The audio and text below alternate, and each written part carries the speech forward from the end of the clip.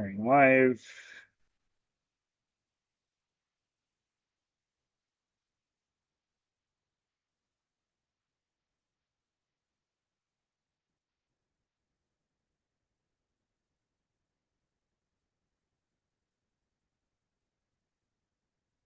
Don't see it yet.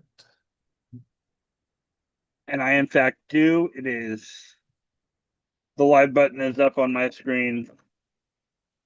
So I'm going to assume we are live, Steve. I think so. I haven't seen it come up on YouTube yet, but I'm sure it's going to be. I know I just had to refresh my screen for it to appear. Um, There it is. Yep, we're live. Here we are again. Another day on the Onion. Another day, another week. We always Um, look forward to an onion day. Sundays, I'll be real, are my favorite days because it's the one day we can sit here, chit chat, talk about whatever topic happens to arise. But I will say at the beginning of this episode, I'm just supporting a rock and roll band from Canada. But Tyler's got a really cool shirt on today. The first ever one of a kind Onion t-shirt. I'm not going to stand up because it has Steve and I's picture on the back. But if you just see what you're looking on the screen right now, that's pretty much what's on the back with some codes. What do you call that? What's the codes? Yeah, QR codes. QR QR codes. codes. So if you've seen our logo, our like advertisement, that's what's on the back. I'm sure it's floated around out there. Which is pretty sweet. Can't complain to that. Really can't complain. I'm gonna go ahead and send it to our first guest of the evening. Awesome. I think we have some cool guests coming on. Some people I've played with, they've hosted me as well, so it'll be a nice lineup tonight. Hopefully hear some good words from these people. I know one was excited to come on. Well, they're all excited to come on, but one has been waiting, I think. So Yeah. this will be a good go. And there's no waiting room, so this person, when they join, is just going to appear on your screen live and in color or black and white. We haven't decided what color they're coming on yet. Unless they unless they come in off screen or closed screen, then they won't you guys won't see him if you're watching, but we'll know he's there. And I'm pretty sure he'll come show his face because I think he does this a lot for his outside career. Exactly.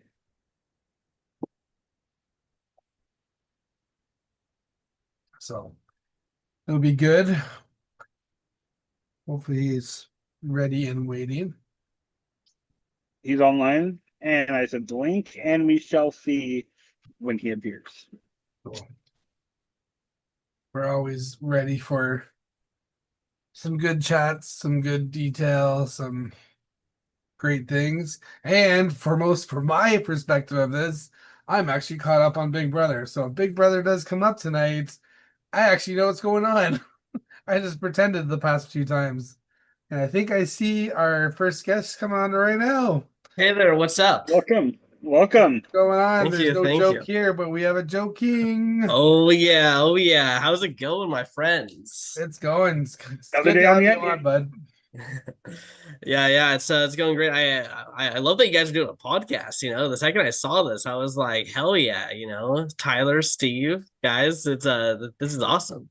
We didn't even know what to expect about it. We joked about it for a while, and It's we're something we just toyed like, around with, and we're like, let's just jump right in. Let's do this. Yeah, here we are, nice. like, rocking episode number 5. So we're loving it. It's great. And we have people lined up that are interested, and We are so literally yeah, booked all month. All month. That's awesome. Yeah, I mean, there's so many orders that you can, talk to and talk about life, games, all that kind of stuff, reality television. It's awesome. Exactly. Like that's what we're here for. We're here for that. Mhm. Yeah. That's nice. So what's like the I don't know gist of what goes on? the rules are little, itty bitty. We only have Mhm. 2 rules, Tyler. The only two topics we do not want to talk about are religion and politics. Everything Okay. else, fair game, open ended. Yeah. Okay, perfect. Past episodes, we've started with just introductions, like talking about org life. We've jumped to Survivor talk. We've jumped to Big Brother talk. We've talked about just situations in life. Life in So, general. Nice. like our basic was just talking to people in the org world and seeing how they enjoy it, how they got started, what they love about it, what they hate about it, all things like that. So that's our good Yeah. start about it. Nice, nice. Yeah, I mean, there's so many people who've been in these doing orgs since like 2000s even, or like just like for years, and I discovered it literally just a few years ago. So it's like so crazy to see people who have played like thousands of Survivor and Big Brother games. Oh yeah. When I started, I think it was back in like 22, so it's only been like 4 years or something like that. And I had no idea what these are about. And I'm like, what do you mean there's online games for Survivor? Like what? And then you Mhm. start talking to people and like, yeah, we're doing this for 10 years. I'm like, what? Like what? I Yeah. started in the COVID era. Yeah, I 2020. wish that's when I started, because that seems like everyone who was in that period, like that's the time where they were like everyone was home. You're playing like it was actual Survivor or Big Brother because Oh, yeah. everyone had nothing else going on. That's when I wish I started because Yeah, COVID, like, what did you do? What did we do during COVID? Like, this would have been the perfect thing for us. Like, I know. I just binge watched a bunch of TV shows during that time. pretty So much. Right, like our routine for the first little bit, because COVID was like everyone was like, "What is COVID? What's happening?" So our Mhm. routine for the longest time, obviously, we couldn't go to work, so it was like we woke up, we got some coffee, we put on the news for like 2 hours, and then we started our day just to see what Yeah, was going on. And it was so every day, and we're like, "This is messed up," but what else do we have to do? So yeah. I mean, I went to work because I work healthcare, so I was Mhm. basically frontline, and then I came home and all of my time into these. Yeah. Yeah. I was just switching jobs. So originally I was working in the deli of a grocery store, which would have been, like mandatory, had to do. I then switched over to the restaurant industry as a waiter oh right well, before COVID happened. And so then it was like, we don't need you now. And so then they like oh, put me on hold for like a couple months until like they got like a better, were able to bring in more people. And so there's like just 2 months where I was just kind of like chilling. And I was like, don't have a job now. Hopefully, you bring me back because there's nothing for me to do. So it's sit at home twiddling your thumbs, like, I don't know what to do. yeah, like literally worst timing. Like I literally quit my job, and then like 2 days later, it was like everything shut down. That's wild. Dang. It makes a difference, though. I know. I love it. It keeps me out of trouble. This is Yeah. why I like playing the Orcs. I always say I'm gonna stop for a bit, and then next thing you know, someone's like, "Hey, come play." I'm like, "Okay."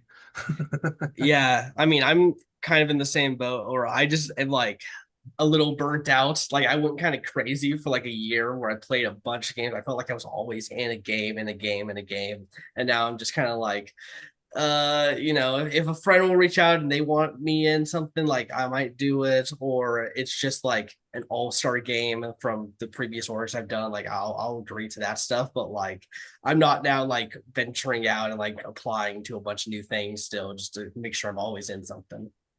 Oh yeah, it's hard. So I've come to a point where, like, I think it was last year, I just saw cool orgs and I'm like, cool, I'll apply to Mhm. it, not knowing when they all start. And then Yeah. they all start with like a week apart, and you're like, oh, what did I do? What I do? What I do? Yeah, Because we all know playing two orgs or more is just something. yeah, yeah. I've definitely signed up for games not realizing what time, well, like what day it starts, and then suddenly it's just like I'm in a bunch of chats, and I'm just like, oh boy. I mean, Uh, I get that. yeah. And a different perspective that I find still is crazy because no more than two orgs for me, depending on how the orgs are. But Mhm. like, also, I don't think I don't doing production on an org and playing an org is too much Mhm. too, because you have Yeah. all the chats on the production and then your chats in a game, and it's like for me, I'm like, I wish Facebook or like all these places where you have to do your messengers, you can like group it and be like, I'll Yeah. have this org here, and then this folder will have this org. Yeah. Yeah, I think that's why Discord, a lot of people have been switching over to Discord because it's a little easier to It's all manage. in But one place. yeah, but I'm so bad at opening Discord because I just don't use it that often. So I've played a few Discord games and I will just have like a day where I just like forget to look at it because I don't have an instant message about it. So I'm just like, oh shit. And then I open my phone's just blown up and I'm like, I'm already a okay. week into a game. What? Yeah, exactly. No, like I literally played a circle game and the first like 3 or 4 days didn't talk to like anyone. Somehow was still in it. And then like I was like, oh damn, I gotta start like getting in and talking to Coming everyone now. alive. Yeah. That's Uh, funny. Yeah, what's your guys' like favorite formats in orgs? Like do you guys like Survivor, Big Brother, My, Challenge? my my mine would be Big Brother, hands down. Like I am not a Survivor, Mhm. giant Survivor. Like I sit in a Survivor format, but only because I haven't played a lot of Big Brother, and I think I really need to twist around and jump into the Big Brother world Mhm. because I know it's a different perspective, Mhm. and I think I need to try out more of them Yeah. instead of Survivor. Like I finally got my win in Survivor, and now I should try to push for a Big Brother kind of attempt and see what I can go for that. So Yeah, definitely. I think I'm better at Big Brother, but I enjoy playing Survivor more. Because Big Brother, like it's so comp dependent on like who's winning the comps and all that stuff, where it's like if your alliance is not always winning the HOHs or the vetoes, like it can kind of just screw you over. it, yeah, So it's like yeah. being put on the spot. Like I know when I played War Games with Mhm. Tyler over there, I won the first HOH, and then I Mhm. was like, I don't want to call any names right now, and it puts you Yeah. on the spot, and I made enemies, so Yeah. it's like right away you're like, okay, I'm already in a bad spot. Whereas Survivor, you can kind of stay low and then kind of Yeah. build your way into something. And if you blindside someone in Survivor, they might go and you don't have to deal with the repercussions of it.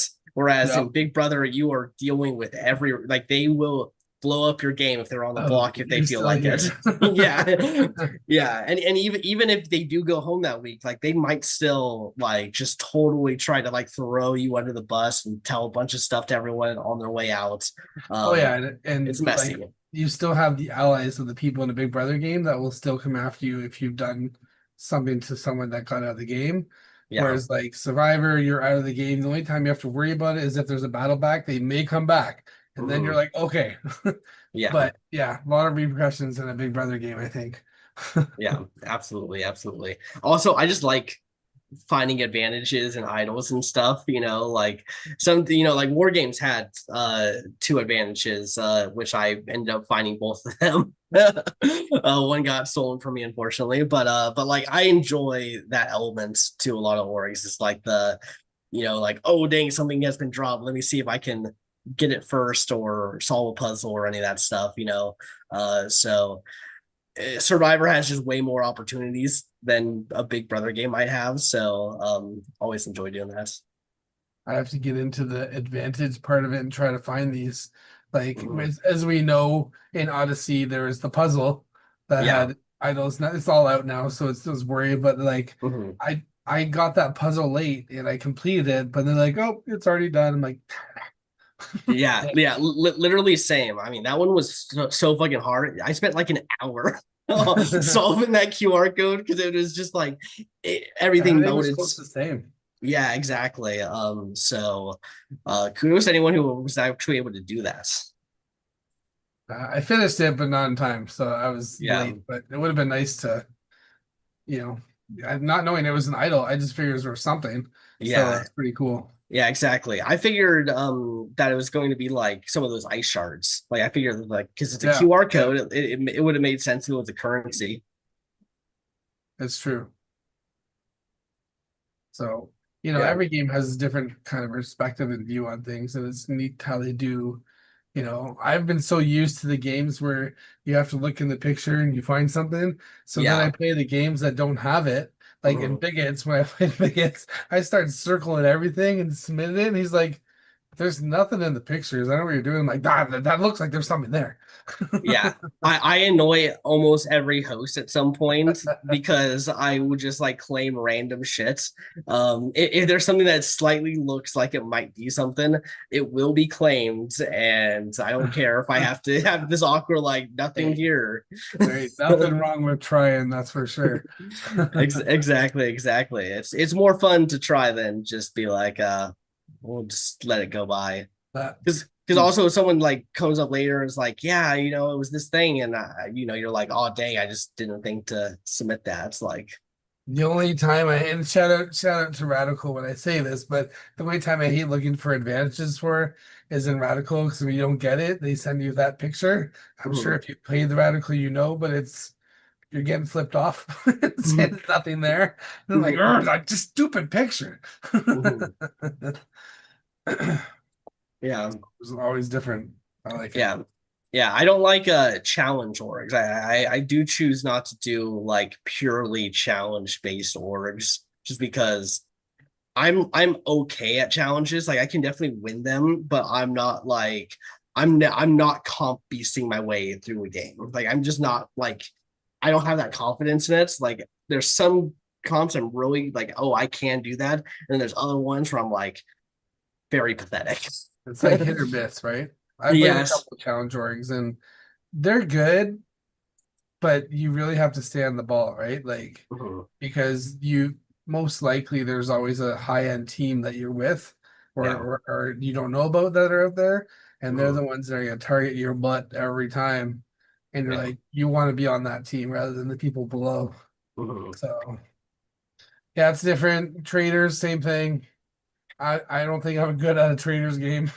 No, I've done both. I've done 2 traders minis and I got killed like right away both times. And I was just like, okay, well, I don't want to play a game where I'm just instantly gonna get murdered without doing anything. Well, the first traders game, I thought I was just having fun. Uh, And it made up all these conspiracies, and people were like, "He is so sus. We're gonna get him out." I'm like, I was a faithful. I just I didn't know how to play it because it's because traders you have to point people out, you have to grill people, and I was just having fun with everyone, but it didn't do good for me. And then the second one, I was actually a trader, so I was like, I'm trying to sit all quiet. I'm like, I don't know what to do. Yeah, I mean it's a lot like Among Us for me. Like it's Among Us is fun to play when you're the trader, but it's not as much fun to play as the crew member. And I feel the same way about traders. It is like it's way more fun to be the one that gets to like do things and know what's going on in the game than to like kind of just be wildly making accusations against people and hoping that you're right. I think I stick to a faithful game if I go back into traders, but Yeah. everyone likes their different themes. And I know we usually ask this, and Tyler's getting intercepted over there, but we usually ask like, do you, and you can pick 1 or 2, maybe 3 if we need to, but like, do you have a favorite org you've played maybe a couple times or something like that? We always ask everyone like, do you have a favorite org out there? We've already asked, probably talked about like favorite scenario like Survivor Big Brother, but a favorite org that you played, or if you want to even give a shout out to them, that's fine, but we just ask for this typical favorite. Yeah, I mean, favorite, you gotta give the shout out to my first one ever, the OG for me, Vanquish. Survivor Vanquish, Big Brother Vanquish. We were on a Big Brother season, Steve, Yeah. It was great. We both made it final 6, final 5, so pretty good. That was my first Big Brother game. Yeah, I'm same OG. here. Vanquish got me into this, so shout out to them and blame them maybe. I don't know, but Yeah, exactly. Yeah, no, I mean, that was my first exposure to what orgs were. When I played that first Survivor, I literally had no idea about advantages. I was so clueless about that, and like some people would then like tell me like a few days later, like, "Oh, you remember this thing?" And I was like, "Oh, that was the advantage," and I had no clue. And people just thought I was lying about it, and that I was just making shit up, and that I actually had it. I was like, "No, I just genuinely don't know what was going on." But that one's great. I also like Twisted Sister. Nice. Which is having is going to be coming back apparently. Nice. with I know Beth that. Cool. Beth Burns is going to be taking on the mantle of that. So um, if anyone wants to play Twisted Sister again or for the first time, definitely look out for their new seasons. I haven't played it at all, so maybe you never know. I Yeah, mean, you got it. I've played once and I made it to the final 3 tribals. So There you Ooh, go. nice. Yeah, that was the season when I went like full Rick Devens. I had found like 4 immunity idols on that season, won 3 immunities. Just like was the biggest threat coming into the merge, and then like I just had to like kind of use a bunch of stuff just to make myself get to even final 6, and then I got cut. It's yeah, and that's the thing. Like, do you have styles that you play in a game, or you just kind of be like, I'm gonna go this style, this game, and I'm gonna try this style, this game. Like, and people know that. Like, I'm not spoiling anything, but like, Yeah. I like my social game. I try to Mhm. turn to a villainous, and it just turns out so bad for me. Yeah. So, Yeah, um, I'm definitely in the social strategic. Like I like to get my group though. Like I've been really trying so hard to just get a group and be like, guys, let's go through with this. And it keeps just falling apart at some point. Either early on, like people would just get taken out of my group and then I'm kind of left on my own. Or we get a little further and then I get cut because they're like, we can't sit next to Joe at the end. And so then I get cut. And I'm like, guys, come on. I was helping, I want us to do good. But yeah, like I want to play a little game, but sometimes, I just I get got first. yeah, it's funny. Like, that's the one thing that's nice to play for is that you try to stick to a core 5-4 group or whatever, Yeah. but swaps kill you, different actors in the game kill you. One thing that I know Tyler and he's probably thinking about it, but we're thankful for is that the game that kind of brought the Onion to start, we were in alliance in the Onion and we stuck together throughout the game and we actually ended up doing final 2. So it's hard to do, I know, but it happens. But we were pretty glad that it happened that way. Yeah. To keep someone that whole way, because I find swaps are the worst. Or like, at the beginning you see everybody, you're like, cool, like I can dig with some of these people, and then you don't see each other till merge, and it's like your alliances and game plans already set up. So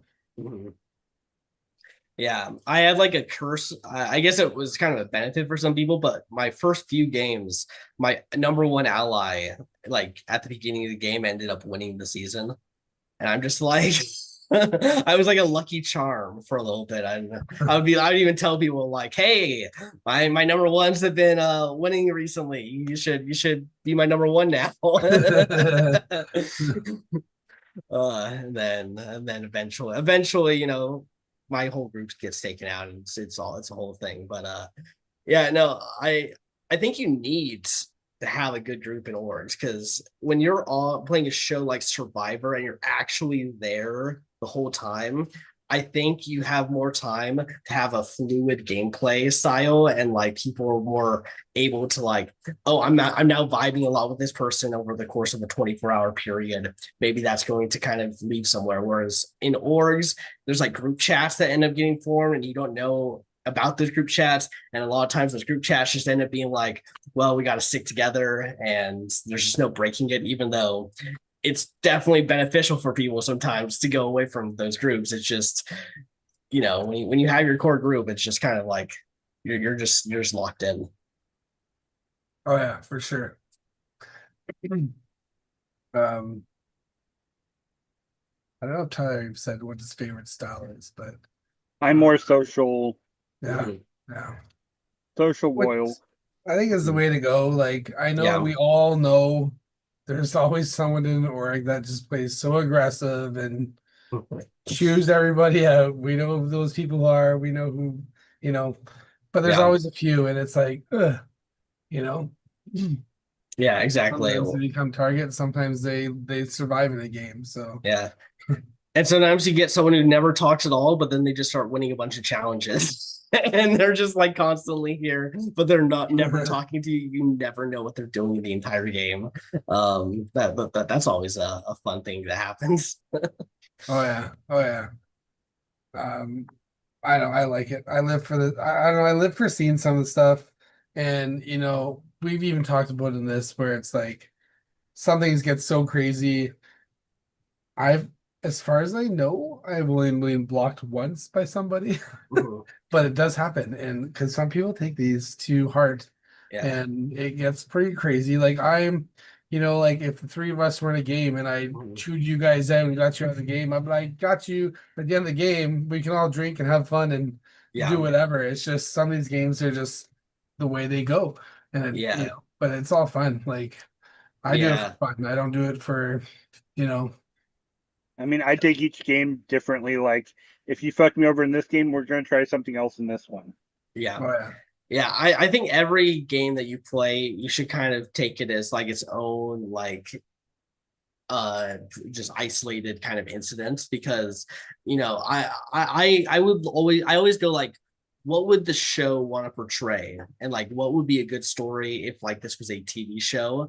And sometimes when it's just all messy about like, oh, look at these like bunch of these past games and stuff and that's going to interfere with everything, it just kind of muddies it where it's like I like to think, okay, this game's very different. Like how am I positioned right now to work with these people, or do I have to go against them? Maybe they're with other people. Like you always have to just always be thinking, this game's its own thing. We got to be working towards what is best for you in this one game. Expect the unexpected. Oh yeah. Yeah. Exactly. Are you guys both watching this new season of Big Brother? Yes. I was God, just I telling love Tyler, it. I love it so much. I was telling Tyler that the beginning of this, and I don't know if I said it in live here, but I said um I've caught up. I've caught up. I've watched all the episodes of Big Brother because our past two podcasts, everyone's like, blah, blah, blah. Was that cool? It happened on Big Brother. I'm like, yeah, it is. I have no idea. I watched about 4 or 5 episodes all in a row, and I am like Survivor ready, but Rick Devens and D are like, I'm like so impressed, and I love the Yeah, way they're playing the game. And yeah, there's others in there, but I'm like, this is such a great game. This is great. yeah. Like, I am for the first time ever also watching the live feeds. Same. And boy, when Rick Devens was the HOH and he was making his whole like plan with the Rome stuff and that night, it was electric. Like I genuinely didn't want to go to sleep because it was just so entertaining seeing everything unfold. And I mean, I'm praying that we get Rick Devens at least making it like to a final five scenario. Like let him get very deep into the game because he is just so entertaining. oh, There's not a second that he's on screen that's not entertaining. is like when I watched his HOH, I felt like stand up and be like, good. Yeah. Like that was crisp. Like he like it's like you said, he didn't lie. He was true to the word, what people said and what he heard and everything. But he did that so well, and I'm like, that Yeah. was good. Yeah. And then the drama that caused with it, like Yeah. And he wasn't the one that got the backlash of a lot of the drama. Like other people were also kind of integrated into the drama. Like Angela started going off and Jason was going off. And then the whole Haley Rome, they started having issues as well. Like there's just so much other stuff that even though like yeah, Devens caused it and he was the reason that it all blew up like that. He kind of then gotta like step back a little bit and be like, okay, let me see what goes on. Also Angela got to be in a freaking egg suit the whole time. That just made that so hilarious. I could not take her seriously on any of the lives. I'm like, like, what are you doing? Oh I need to see.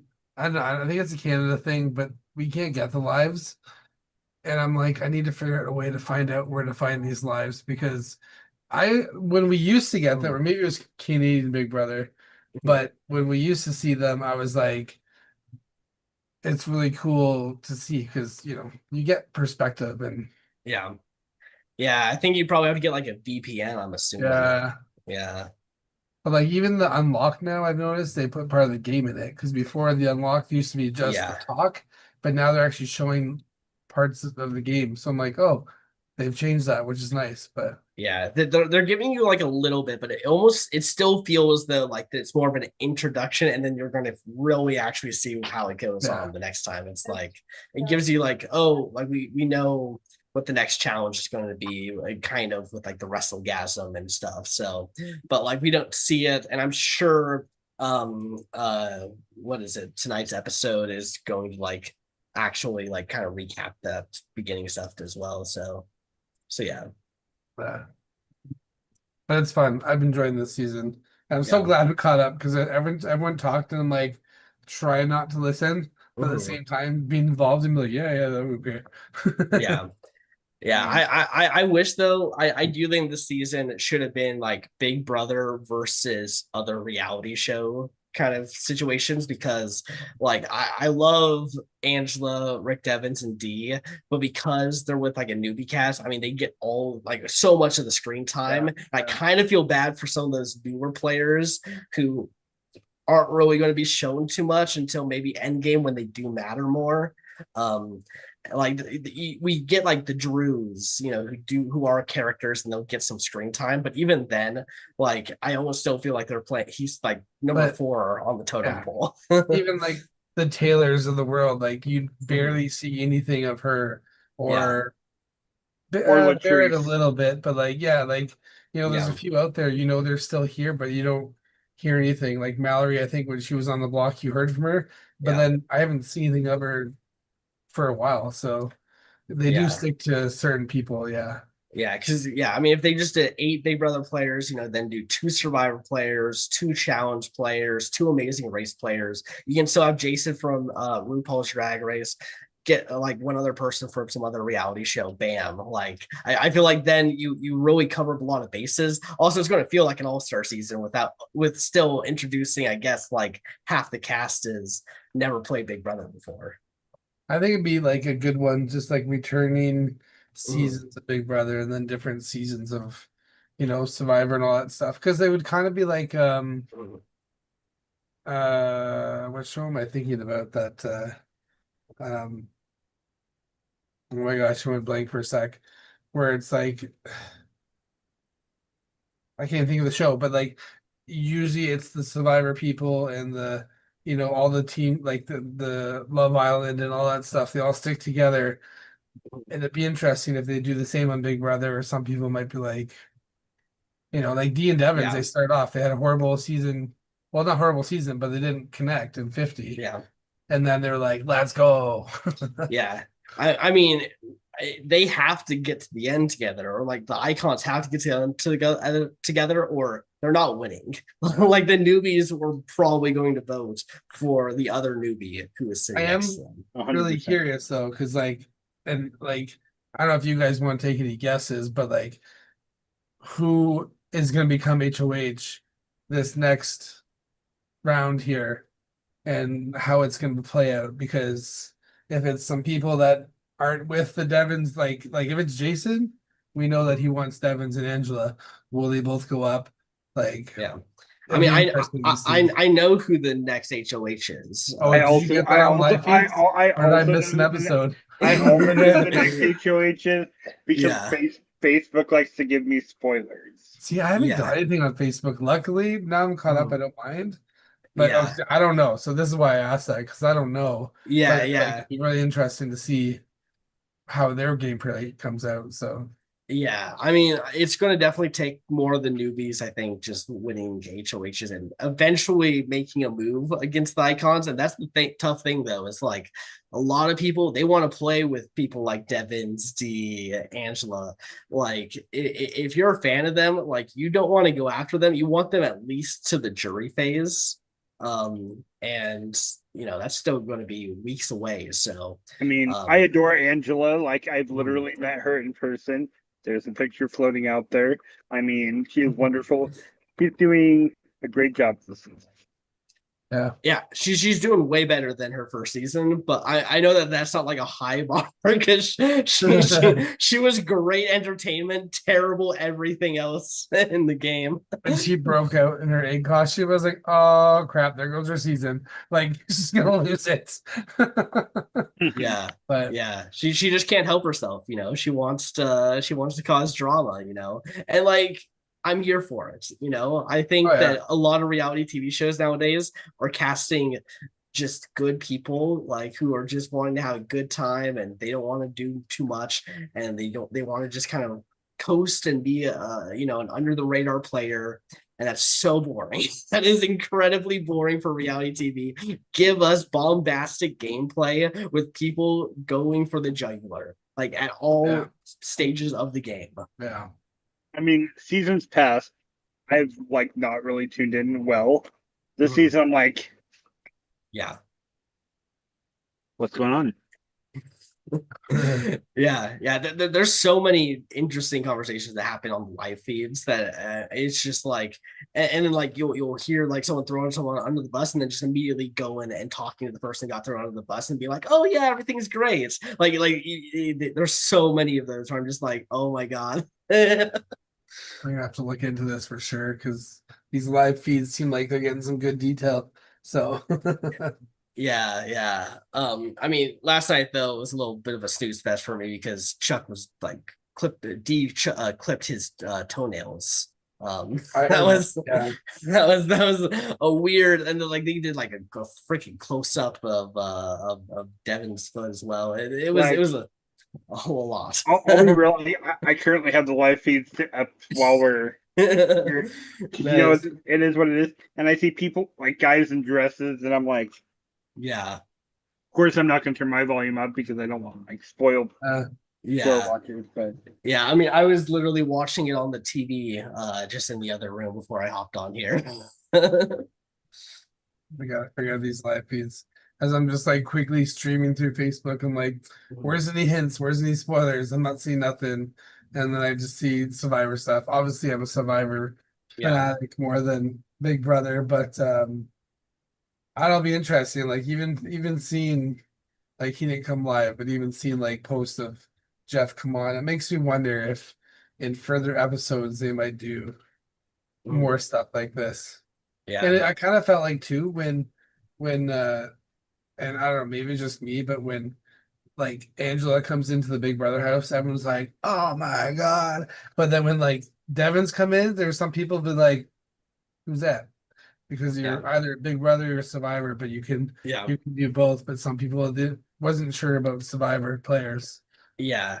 I mean, I noticed that with the first time capsule, like Angela winning over Devon's. Like, if this was on Survivor and they did something like this, Devon's is absolutely winning a first fan votes. But because you know it's Yeah, Big Brother yeah. people, they're gonna vote for the person that they already know of. So yeah, but what do you guys think though of the open era coming up for Survivor? You know, we're out of the new era. We're now in the open era. Yeah. As long as they keep banging on some new stuff and some good twists, I'm good. Because I know a lot of people, and I have a lot of friends too. They're like, "Yo, you're still watching Survivor?" I'm like, "Yeah, I'm still watching Survivor because they're slowly getting more." Like I know some people weren't a fan of the Mr. Beast thing, Yeah, but like it's introduction of more stuff, and I think it's cool to see. And then you look back at players that like I'm gonna, maybe age myself, but like from the early seasons, you're like, oh yeah, I wish they can still play and stuff, and seeing how they played, and then these new players, how they play, there is a different perspective. So yeah. rolling into something new, we're gonna see differences and some new things headed around. So Yeah, I'm just excited that they're finally going to change the format of the show because it had the new era. They really just, you know, copy pasted the same kind of stuff pretty much over and over again. So now, like, I mean, season 51, if you guys don't know, it starts with 21 players. Like a very interesting number to note there. And looks like, yeah, we're going to be away from 3 tribes as well, which I really like the 2 tribe format just because when you have 3 tribes, a tribe gets forgotten, a tribe Yeah. gets neglected, and then once they do that, I can immediately go like, no one on that tribe's winning the game because the show does not care about that tribe. That's six people gone right there. And a lot of times that tribe that gets neglected is the tribe that's winning the challenges. So they're gonna like all make it to the end. And but it doesn't matter. And also with three tribes, I don't know. I just feel like somehow you get a disaster tribe that just like gets one tribe down to 2 to 3 players in almost every season. Yeah. It happened like only did happen like 2 or 3 of the new era. And that's just kind of also not fun and sucks for those players because now they don't really get to play Survivor that well. Like they kind of have to really hope that other people are fucking up. Oh yeah. It's similar to like even the org life too, when you do have three tribes and stuff. It's like one tribe's always losing, so they're like hitting in the pits. You're like some people's games are just getting thrown out the door, where all these other people are standing over just kind of like, we're gonna keep winning. I'd rather see like one win and then the double for the other two, keep switching it up, but Yeah. gotta make the differences. Yeah. I'm also hoping to see like themes come back because like in the hands of the fans was a terrible idea for a theme, but at least it showed that they're willing to also put a theme with the number because that's like I think we need to see another fans versus favorites. Or I know that there's an idea that's been kind of thrown around, which is influencers versus favorites. Because they've really been trying to like I can see that. get a lot of influencers in. So I can see like Carl from Mr. Beast or whatever coming on. Gotta But bring like, yeah, favorites versus org players. yeah, new blood versus water season. Like I think that there's so many themes that they should have definitely done. Second chance too. I mean, like that's such a like that's a easy like guaranteed win right there. Like another fan votes, a vote that actually matters. Instead of what color buffs or tribes do you want everyone to be on, or do you want it to be a strategic, dynamic gameplay? That means nothing. That means nothing. Like Battle of the sexes. Yeah, exactly. I mean, they've done that before. I think it's a good like when you have a theme, you can immediately latch on. Like the players get to do confessionals that latch onto the theme, whether they're for or against it in some way, and that helps make them stand out. There's so many players down the new era who I can't tell you too much about because they just had nothing to really go on. They kind of were just like hoping it goes well. They're out in their first like 2 tribals or whatever, and I guess go to some org events at some point and maybe try to go to the celebrity weekend. Like that's pretty much like their next path. But I think you need to have themes to make as many people have a chance to stand out. Like when you watch Millennials versus Gen X, I don't think I think the age is a bad theme, but it gave like people like Zeke, who's like, I hate that I'm being compared to a millennial. Like he's like, I am not this. And then you got like David Wright, who gets to be like, oh, I'm with this older generation who's all about hard work ethic, and everything scares me. Like there's always kind of like ways to tell more interesting and dynamic stories than if you just put them on an island and hope it works out. I mean, unfortunately, I'm a millennial, so. Me too. Me too. I had to look at the age range. I was like, wait, what age range is millennial? Yeah, it goes to like 96, right? Yeah, it's from 81 to 96. Yeah, I'm literally right there. I'm at 96 exactly. So I'm like I technically kind of go between the two. It's a weird kind of dynamic. It works. It works. Mm. Yeah, one Survivor game I always thought would be good, but probably really boring at the same time because I felt bad for those first vote offs. I'm like, I wonder if they would ever do a season with like all the first vote offs. But that's a lot to add in, right? Like you'd have to do like every the first and second vote offs, because then you're waiting for 20 seasons to go by or something, then people won't want to do it. Yeah, But it it's it always also like it doesn't. sucks being first voted off. I give credit or feeling for anyone who had to go through that, but Yeah, I feel like that's a fun scenario that people always do, but when you really look at it, like the casual appeal of an all-star season is gone with the first few season because a lot of people aren't going to remember a lot of them. Um, and you're also then kind of taking away a newbie sees like newbie players who are going to play for the first time. You're kind of taking away their chance for a lot of people who, probably in Jeff Probst's mind, yeah. doesn't really matter. That's why I think what we need to see is like a finalists versus jury versus pre-merge kind of situation, because then you can bring back, say, like a Jelensky from Survivor 46, who was the first viewers. But then you can also still have, some of the people who have made it to the end, people who've been on the jury. You kind of get the range. So it still feels like an all-star season, but you get to bring back some of those people who got cut way too early, because there are a lot of players who go out pre-merge that like would have been electric, and you just don't really get to see it. Yeah, like there's some I'd still love to see, but will they come back is the thing too. And you definitely have like the threes that will come back every episode if you had to.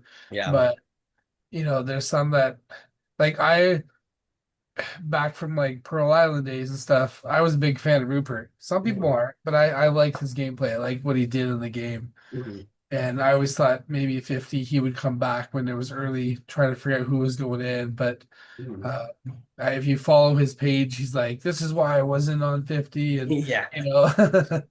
So it's those things you look, and I'm sure people wanted to see like, some of the villainous people on there, and I think a lot of people expected Boston Rob, but I think we know that he's kind of, looking at different things or whichever. But like I like some good villain players, like a Tony. Yeah, Tony's great. I was really shocked that Jesse Lopez wasn't on 50, because he felt like one of the biggest locks for me in the new era. I'm a huge fan of 43. I think 43 is like one of the better new era seasons. And for them to snub Jesse, I mean, maybe it's because like his son was on Mr. Beast and won a Mr. Beast thing, but like that's such a petty reason to not include Jesse in the season, because I know that he wanted to. He kind of was pretty bitter about not being cast after he got kind of cut. So I don't know. Yeah, I don't know, some answers I don't think we'll know, but I think there's a lot of people that think the same of why this person, why that person, and things like that. Like it's why we need another returning player season, honestly, pretty soon, to include those people who got cut from 50. Like give them a chance, because I think every 5 seasons or there should be some sort of episode like that just to bring some people around, because I'm sure there's a lot of episodes or seasons where people came on and people wanted to see more out of them, and then having them get voted off or whatever, it's like, they were done so good on this or that. But sometimes it's a whole swap thing. Sometimes it's the people they work with and or how they started the game. And also, like, just to get legends in the game, I think you got to play at least twice. Like, I think if you're a one-time player, you can be a great one-time player, but you can't really be a legend. Like, you can still talk. Like, I can talk about Todd Herzog, and I think his game's awesome, but I would not necessarily say like he's in your instant Hall of Fame Survivor player. Like, he's someone who has a Hall of Fame win. But when you look at like the grand scheme of all Survivor players, like there's just so many people who have played multiple times that have had deep runs, who have a huge impact on the game of Survivor, and are like still constantly being mentioned in like who I want to play like. That's if you're a one-time player, it's just kind of hard to really sink your teeth in. And that's, I think, some of the issue with some of like the new era players is like they kind of needed this 50 to kind of be pretty good, but also 50 knew that it needed to spend a lot of time on the old players, because that's what everyone was excited for. And so sometimes it felt like some of the new players kind of got swept under the rug and didn't get as much screen time as what they should have probably got. Should have had a new era All Stars maybe before 50, just to kind of be like, here you go, let's figure out who our greats are, and then put those greats on 50 as well. But they made their choices. Yeah. Yeah, I know a lot of people have different perspectives, and like I like Angelina in her game, but I think she was a very quiet player Yeah. in 50. Like I didn't think we saw a lot of her, but maybe that was perspective of how what we saw so much of the other people. Yeah, it's crazy too because they cut a lot of Angelina content from what I heard. Like she was doing like negotiations on the maps day one. Like she was doing like things like that throughout the season. But they just kind of decided that Angelina goes out early, so let's just not give her any content. Like, I Which mean, is because they have a head start of knowing what's going to happen, so they know who to focus more on too. yeah. But Yeah. Yeah, very different than Big Brother. And that I will say though, I get annoyed when watching Big Brother sometimes because it's just like a character will be a main character and then they'll be out week 4 and then it's like, oh boy. Like the one thing that actually annoyed me this season is episode 1 when they threw Rachel into that volcano. I am an avid Rachel fan. Avid Rachel fan. I adore her. Watching her fall, and I was like, and that was the funny part for like not funny Yeah. part for me, but like and like I said, the past 2 podcasts, people were talking about Survivor or talking about Big Brother, and like I already knew kind of the guests that were going to be on there. But the one thing that I was surprised Tyler never opened up about was the whole thing about Rachel getting thrown in the volcano, because I was watching with my wife and I was like, yeah, I already know who's coming on. Like, watch this. This will be great. And then I knew, Angela was on, Devins was on. I'm like, oh, you're gonna like this next person. Like, she's a good player. And then Rachel comes on. I'm like, wait, that's not who I think. That's not who it's supposed to be. And I was Yeah. sort of like, maybe there's something like I don't know, like I was really confused for a bit until all that played out. I was like, oh, okay. But it was Yeah. a little surprise. Yeah, I missed the premiere. And then I was like scrolling on Instagram, and I saw a clip of Rachel getting shoved into the volcano. I was like, what the heck is happening on this season? Now, Tyler, for being a fan of Rachel, what were your thoughts of that? But also, do you think it means anything for Big Brother? Like, is she at her end of Big Brother? Will she be back? Because that was like a big kind of piece for, like, I know it was acting and whatever, but so I personally see her Big Brother time has come to an end, but I do not think her reality show time. No. I actually do follow Rachel quite often, quite a bit. She is working her magic to try to get on Survivor. That's what I've heard too. Yeah, I would And I love think that. it's gonna be the battle between D to be 2-time winner with Survivor and Big Brother, and then Rachel gonna be Big Brother and Survivor. That's gonna be Yeah. the race right there, I think. Yeah. Yeah, I mean, Survivor should also do some kind of Big Brother versus Survivor versus Amazing Race or challenge, something like. They should bring it out because the challenge does it all the time. The challenge always has, maybe that's what it was. Like I was talking about. Like they bring Survivor, they bring Love Island, they bring Yeah, Big Brother, they bring all these players in from these games, yeah, and it's kind of neat because you're like, oh yeah, where have I seen that person before? And, oh yeah, yeah, but that other shows should do that because I think it's pretty cool to see. yeah.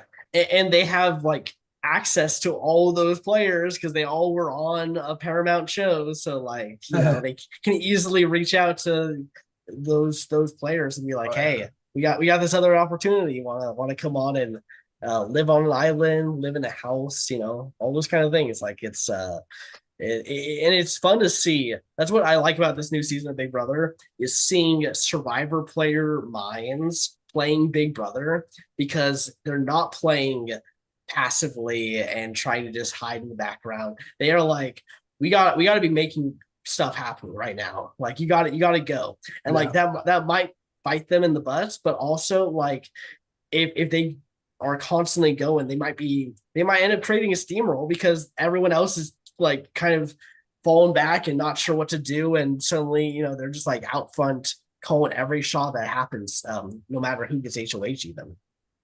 Oh yeah. And oh, I had something to say. I forgot now. So, who aside from the legends, who is your favorite newbie in the Big Brother house currently? I mean, I definitely like Drew and Barrett. Like, I think those two are like the ones that I think have a good chance of winning the game. That's not an icon. I think Kamu is very well positioned also. Yeah. But yeah. You would have just loved the life because Barrett and Drew were both prancing around in like dresses, like very short. Yeah. I was like, you would have enjoyed that. Like, yeah, no, it's I am a little worried for Drew because I could see him getting sniped right before the jury, like if he isn't careful. But if he's able to make it to the jury phase, I can, and with the icons, I think he's gonna have a lot of shields in front of him that he might find himself very deep into the game and could potentially, you know, win Final Four, HOH, POV, or the final HOH. Like, I can easily see him coming out and winning this one.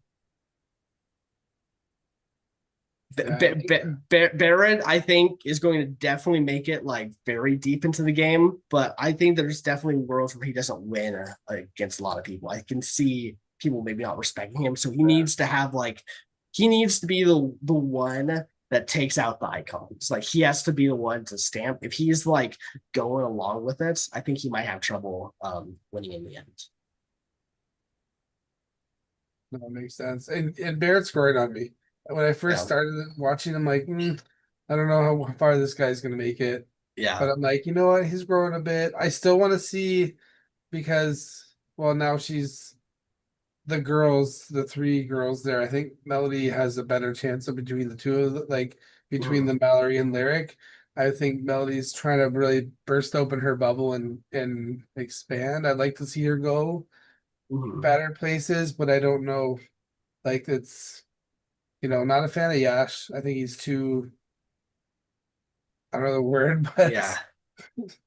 I think if you're rooting for D and Devons, you're rooting for Yosh because Yosh will easily be controlled throughout the game from this. And so in that theory, I think that he serves their game because he doesn't really see a lot of things going on in the game and in the house and connections. He's kind of he is like an average Big Brother player in my opinion. Like, it's very much like just not really sure what's going on. But Yash is definitely one I do not see making it to jury. Yeah. No. I can see it. Just because I think he's going to be considered a non-threat, and if a floater. And if the icons are in charge, I don't think they're taking out the floaters. I think they're taking out people who they are going to perceive at some point wanting to take a shot at them. That's why I think Rome got taken out. I think they were scared that Rome was really smart and could actually like come up with a plan later on. I think Jason is also someone that they know is gunning for them. So it's like, I think Jason's time is not going to be long for this world in this game.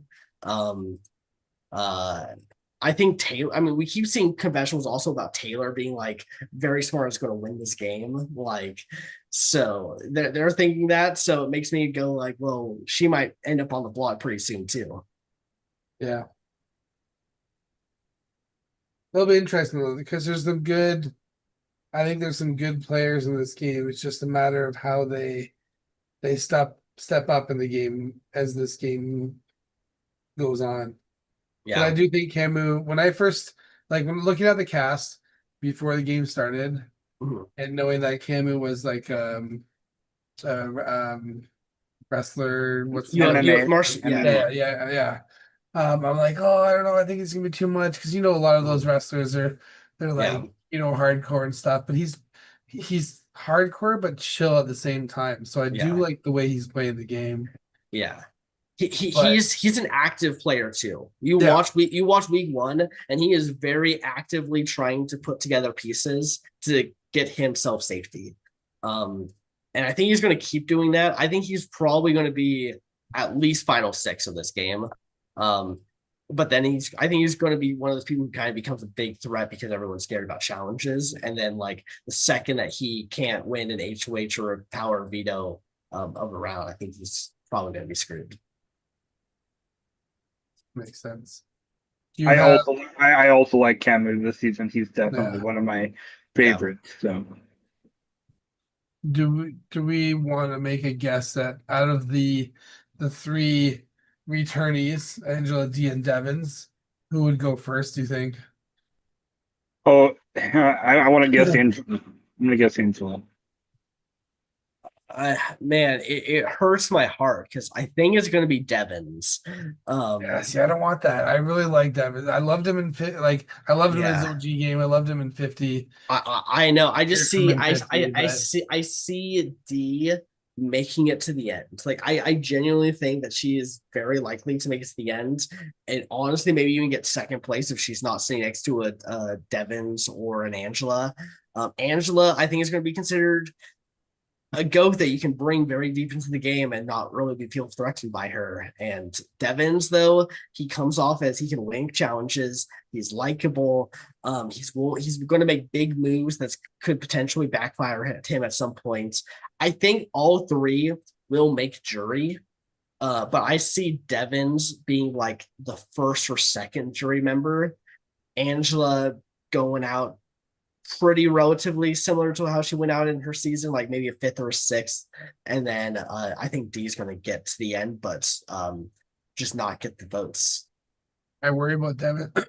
I worry about Devins leaving, but at the same time, like, because if he does another pristine HOH like that, people are gonna be like, "Yo, Yeah. we have to do something." So I worry about that perspective. But yeah, I think Dee's got her head together. I really like her as a Survivor player, and she's doing a really good job as a Big Brother player. So this is a really good season. I like it. Yeah, I think she's the best new era player. And I think it was tough for her in 50 because there were three winners and like everyone knew Survivor very well. So it was like, okay, we all know these people, we all saw their games. They kind of were screwed because it's Big Brother. It feels like that winner mantra isn't necessarily there with D as it was in 50. And so it's just like her threat level was just that she's an icon. And I think that's more manageable than someone who has won the game already. And now it's like, okay, well, we don't want a two-time winner and you've already gotten your time, or now it's like, it feels like everyone's a little more open to working with D here. And then especially, like I said, none of these icons are probably beating any of the people. That's a newbie. Yeah, it'll be a good season to watch. Yeah. Here's to see what's gonna happen. Yeah, that's the thing with Big Brother, though. It goes on for so long. It is such a time commitment. I feel like I've already watched so much content, and we're like going into week 3. Like it's crazy. Yeah. But it's I know a lot of people are like, I'm a Big Brother fan, I'm a big Survivor fan, but I like both because Survivor when you're watching it, half or all of it is already over. Yeah. So you can have an idea of what to expect. But Mhm. Big Brother having their live episodes, like Yeah. it's not innings pre-recorded as much as you would see. So there could be some good twists along the way. Yeah. And that's what I like about the live feeds, because honestly, we can watch it like while it's happening in the house. Mhm. That's where the episodes are all like pieced together Mhm. We for have our the drama effect. live Yeah. onion shows, and in the corner of the screen we have little live feeds so I can watch at the same time. Yeah. I mean, there's no live feeds happening right now. They shut them down for the second. So Mhm. Yeah, I feel like that's been happening a lot recently. I there was like this. I was watching the other day, and it was like someone was talking about like, what do you think about Drake's Ghostwriters? And then it just quickly cut away from it. And I was like, They zap it out. People are watching. yeah, they were like, we can't talk about that. Well, at least they're on point when they do it, but That's got to be a stressful job, right? To it's like like, watching TV like for 8 hours or whatever their shifts are. Just yeah, It's hand on the probably button waiting. it's a continuous like they're all watching different cameras like cut next. yeah. Well, yeah, because there's a switchboard, and so it's literally someone on like a keyboard with like just a bunch of screens, and they're like just pressing a button to decide what goes onto what monitor. Do you get to pick the stream out of 4 streams still? Last this was a long time ago, but last time I did lives, or we were able to see you had to choose between 4 screens, or is it Yeah, so there's a multi-view option where you can see all of them, and then you can also Okay. choose each one individually. Okay. Camera one typically I feel like has the more like interest, like it will usually be in the HOH room or something interesting's happening in the HOH room. I mean, like technically, all 4 cameras. I mean, like say opened up, happen to be like 2 are on the same section, 2 are on the other same section. Like I'm like, yeah, they're all in the kitchen right now. yeah. I feel like a few years ago you used to be able to like there was like a chat room that you could also go into the things. They don't have that. At least I haven't Oh. seen it. I don't know whatever happened to that because I remember that existed one time when I was trying to watch it was either 25 or 26. And then yeah, I'm trying to do it this time. I was like, oh, no one's able to chat. Maybe people ruined it. People always ruin things. There's always something, but then they'll try something new. Yeah. So Yeah, I watch a Crunchyroll for anime, and like they used to have a comment section, and you can like talk about like all the episodes that you're doing, and then like people started like just saying a bunch of really bad stuff and like copy pasting it, and like people just started going crazy with it, and they were like, okay, well, you guys are no longer allowed to use comments on anything. We're gonna take that away from you guys. And I'm like, well, okay, well, few bad eggs ruined this. always a few bad eggs. Yeah. I gotta keep having more egg puns after Angela. I mean, I bet Vince was loving the egg costume make a return for this season. Oh yeah. Yeah. Okay, Honestly- what punishment are you hoping to come this season? Well, they like revealed So- it, didn't they, on the unlocks? I think so. Yeah, there was I can't some, remember. There's some good ones though. Like some of the advantages though, some of them are pretty good. Like Mhm. HOH switch or It's like the Coin of Destiny or something Yeah, like that. like there's I can't remember them all, but there's some good ones. And then Yeah. I mean, yeah, it's the red leotard. yeah. Could you imagine like Devon's getting the red leotard? Oh my god. He probably will though. That's the thing. I mean, granted, I believe he was just there. Like, That it's gonna be like Camus running around in a freaking red leotard or something. Yeah. or the exactly. Lord of the Latrine. Yeah. Oh yeah. I wanted to see that like there was like the boy band one from Big Brother 17, I think it was. Like that would have been a fun one where you have to every time the song kicks in, you gotta go out there and do a dance. Get the 3 icons. Oh my god, that would be so great. That's how the season should have started. Week 1, that they're all safe, but they have to do this. Like enter a house, and as you enter the house, you grab a pin, and you all have to have some sort of advantage or treatment, something disadvantage. Be an Yeah. interesting way to start it up too. Mhm. Who do you think besides the icons is going to get a punishment or a advantage? Like the time capsule. Yeah, because Um, if all 3 icons get it, what there's 6 total things, right? Or 8? Is it Or 6? something like that. 5, 8 or I think it's 8. yeah. I want to say 8. So so there would be 5 newbies should at least have this chance to get something. I feel like Drew's going to probably get it at some point, as long as he I- doesn't get taken out soon. I think Camu is gonna get something at some Camo. point. Yeah, I think Camo. Maybe they might even try to give it to players they want to see more of. So like Barrett can maybe grab someone in. Latrice. Yeah. I can Yeah. see lyric or a melody kind of like they're a little on the bottom, so maybe people will be like, let's try to inject some bring something power. into their game. Yeah. Especially that we know the power, what like everyone knows the powers now. So Mhm. they'll hope to think that some of these little guys will jump up into a big advantage. Mhm. Exactly. Yeah.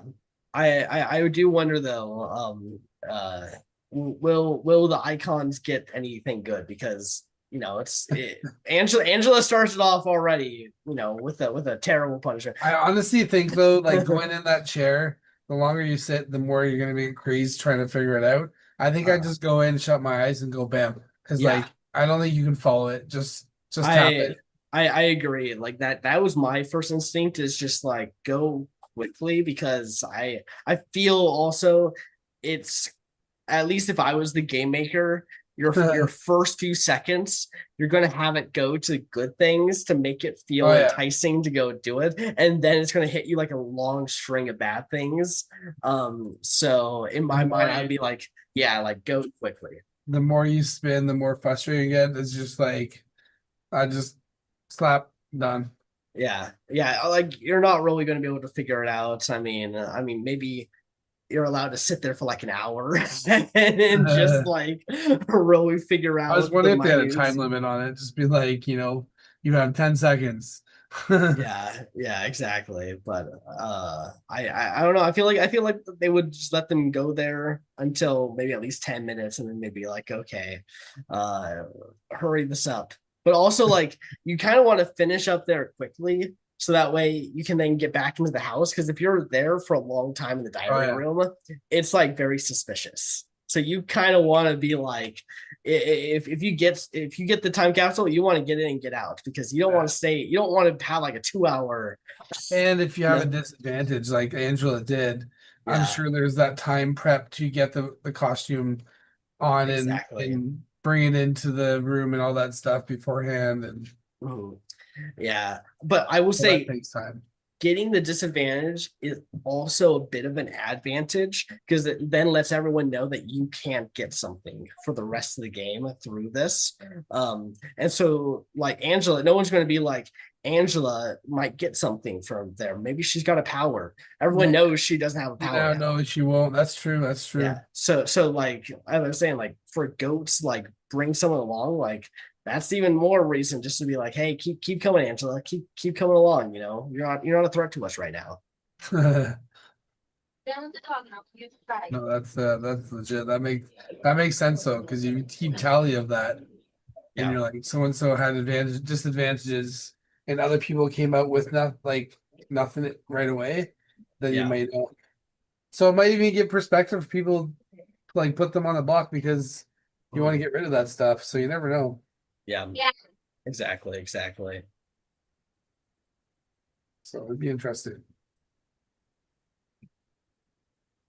I'm trying so hard not to do a joke and just shout out when as soon as you came on here, Joe, and I was like, it's so good to see you on camera and your family portrait in the background there. Yeah, I know, right? I'm dog sitting right now. That's right, you're dog sitting. I was just saying, like, you're not in your usual podcast kind of room here. I forgot. I was wondering that, Exactly. but I forgot. I remember you hearing that. Yeah, exactly. Been here for about a week now. So it's pretty nice place. It's like a hot tub right out there too. Can go out there and chill. Love that. Next Yeah. podcast, she's just gonna be sitting. Yeah, exactly. But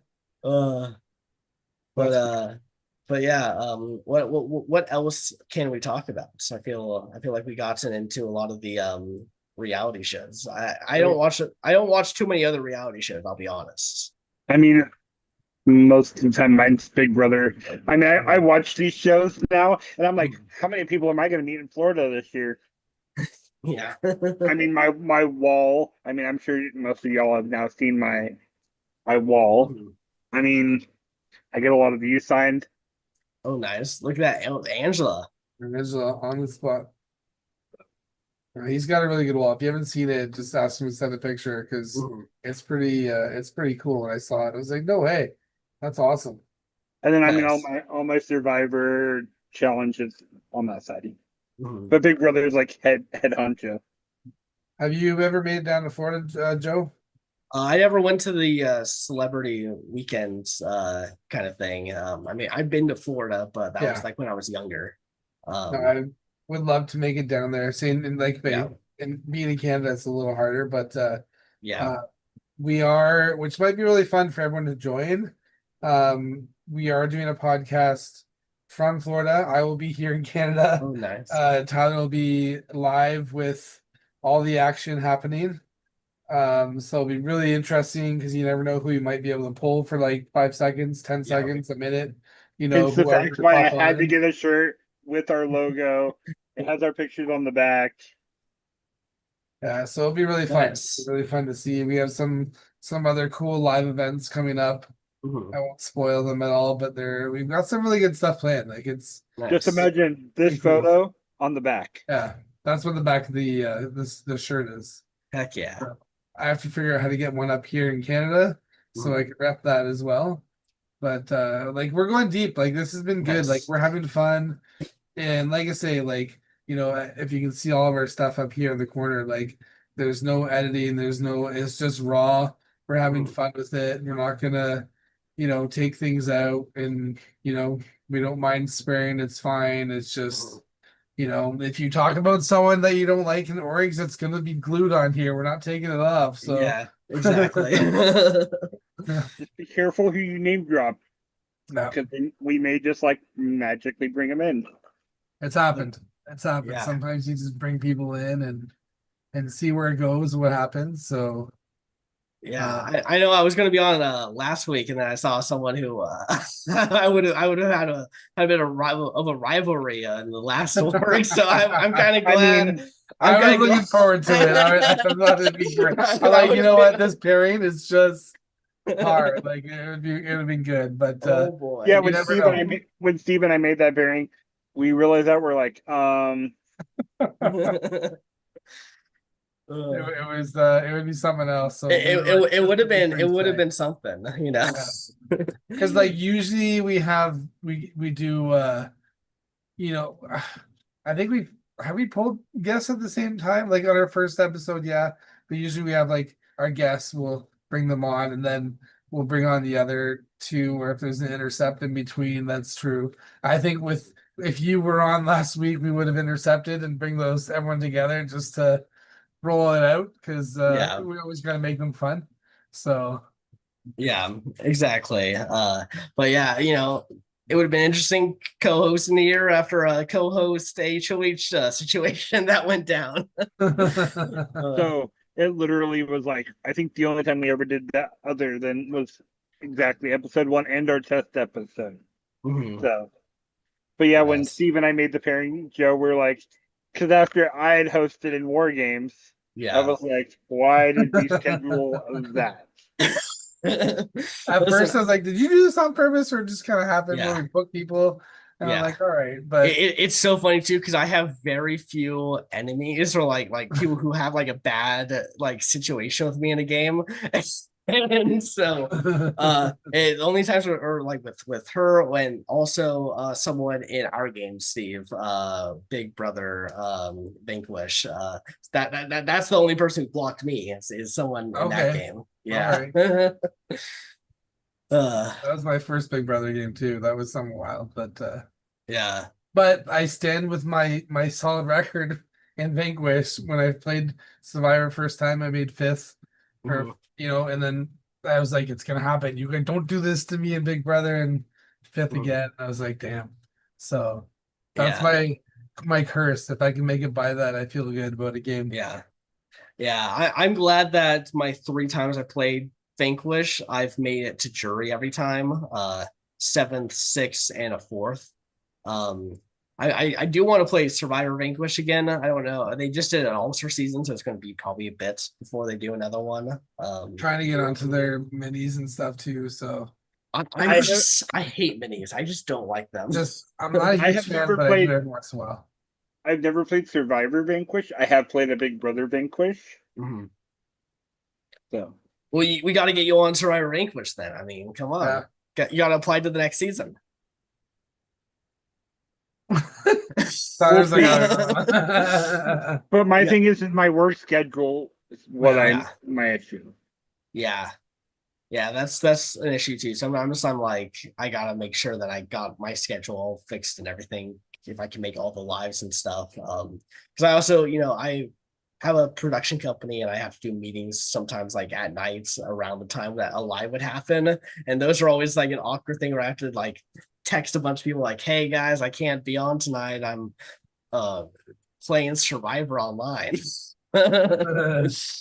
So I mean, of course, I mean this is an open-ended question. How do y'all explain to people about playing orgs online? I tell my coworkers Yeah. and they just give me the like, It's when you sit there, you're like, I'm playing Survivor, but it's online. Yeah. Like, well, how do you do that? Like, I play from people like all across states, friggin' like Australia, like all over the place. It's great. Like, but how do you do that? I'm like, it's just competitions, like you do stuff with puzzles, you do cups, ping pong balls. Some are like, okay, that's kind of cool. Mhm. And other people like, I don't what? Yeah. Yeah. I mean, I was confused at first. I didn't understand how you could do all that stuff. But then I realized like, oh, okay, that's why you have like solo cups and you have like a lot of like beer pong or all those other kind of games like that. everybody has solo cups and Oh Yeah. There's like 1,000 different games you can create with solo cups. Like there's so many different Oh, yeah. ways to do that. Yeah. We are keeping the solo cup market alive. Yeah, 100%. I was like never buying solo cups, and now like I do have to buy solo cups every now and then just to make sure that I have a lot because some comps like can damage your solo cups too. Like I have some that are just like damaged or like the bottoms are kind of messed up because I haven't like smashed them or something. And of course, you have to have the different sizes, like different. Mhm. Yep. Yeah. I still have writing on some of mine from War Games. Mhm. Like, Actually, I think on one of mine it says like BB War Games because like Mhm. go figure. but my thing is, and I can't like, and I know you know Joe because we're playing in an Odyssey right now. But I'm like, when you come into an org game, don't sit there and say you don't have cups. Like the people that don't have these supplies, I'm like, you're playing an org game. The biggest supply you need are cups and ping pong balls. Don't sit Yeah. there and say you're gonna order it on Amazon tonight to get it for tomorrow. Like, have that Yeah. shit. Like, I can't leave the supply list on some people. Yeah. Yeah, like there's some things that I'll wait, like especially if it's a food item, I'll never get it until the day that I gotta Mondays, do it. I bought mine tonight. Monday's Yeah. game. I bought it tonight because I'm like, Yeah. it's not something you have on hand. So Yeah, exactly. So you got to do that, but only when you know you're going to get there. Because like it would suck, like you get it week 1 or whatever, and you're one of the first ones out, but you just got like a bunch of stuff. What's the thing? I never buy the uncommon stuff. Like, Yeah. I think there's one more thing for supplies this week I don't have because it was kind of hot, and I was like, I'll wait. You never know. Yeah. I mean, you never know. Unfortunately, I have bought stuff for orgs that I'm like, then I'm out and I'm like, what am I really gonna do with Vaseline and cotton balls? Yeah. You can't see from my screen, but like in the corner, I have literally a box of like toothbrushes, balloons, like Yeah. I don't know, like toothpicks or coins or whatever. Like Blindfolds, like mine's all in a drawer system Yeah. right now. I have 2 bags that have a bunch of solo cups, ping pong balls, balloons, pencils, deck of cards, Fireball. fireball.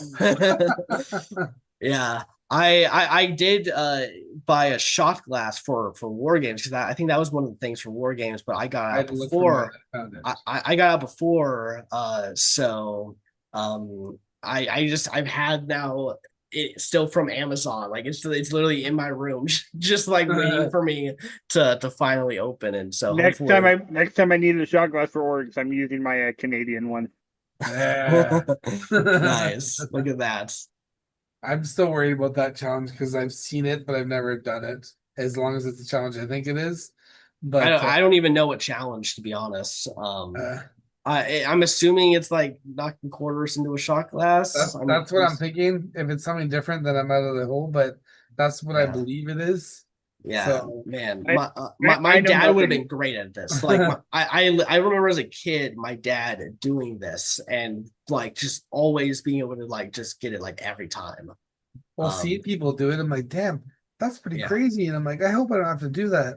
And Yeah. I think I'm gonna be doing it soon. So Yeah, exactly, exactly. the spoon in a mug was the second go for me. Yeah. So I mean, I'm not looking forward to the next competition though. With the like anything that's like super messy, because this next one is it's not going to be fun. I told Chris, and like this is no spoilers, I don't think, but like I told Chris, and I'm like, if you think if I think what this next challenge is gonna be, screw you, buddy, because you got a beard too, and I got a beard, and this is Yeah. gonna be a damn mess. Yeah. So Yeah, I hate challenges that involve like a lot of water. Also, like when Yeah. in Big Brother War Games, when I had to drink all that water, oh my god, I created such a mess because it just went everywhere. Can I just say, I love hosting because I can watch people suffer. I think it was prime time. We had the choice to dump water over our head or drink 4 bottles of water or something like that. I can't remember what it was. And I hate warm water. I have to have it cold. Yeah, Boy, was that a mistake because I got 3 cold bottles of water and I had to chug it. I had 2, and I'm like, yeah, oh my god. And then by the time I got the other 2, I was I'm like, okay, finish the challenge, I'm done. I sat down and then I was like, oh my god. And it came right back out. Like it just did not want to sit in my stomach. And yeah, I was like, I will never do that challenge that way again. yeah. Yeah. I realized like pretty quick, and also like cold water if you're drinking it really fast. I mean it's just like so it tenses everything up too. So you're just like really having to force it down. But Yeah. yeah, I thought it was a good idea, but yeah. Well, it makes sense though, because like when you drink water normally, you're drinking like a little bit, and it's nice to Yeah. have cold and Yeah. refreshing. But when you're having to down a bunch of water, you do not want to do it. it was something else, that's for sure. I was just like, oh my god, what have I done Yeah. to myself? And not only the fact, without spreading too many details, Mhm. after throwing out that water, it was a cleansing process. So Yeah. like it was something else. I'm like, no, oh my god. Uh, So that was, some of these, or like say, Tyler in production, he loves seeing this stuff. It's more fun to watch, obviously, than yeah. have to take part of it. So I agree. I've hosted a few times. I've hosted you, Steve, in a mini. Well, Ryan and I are looking at potentially doing a new org, which is Yu-Gi-Oh themed, like the anime okay. Yu-Gi-Oh, and it's like Duelist Kingdom, and it's like you can challenge people, and you have stars, and you can wager your stars, and depending on if you beat the person in the duel, you get stars based on what you guys agreed. And there's this bit of a social aspect where you can also share your stars with each other, and so you can kind of strategize in that way as well. So we're kind of like trying to figure out how we want that formatted, because it feels like it would be a pretty interesting kind of concept, where it is very challenge based, where it is like duels one-on-one, but if you're a good social player and you get an alliance of people who can protect you, like you might not have to necessarily win a bunch of challenges to get to the end.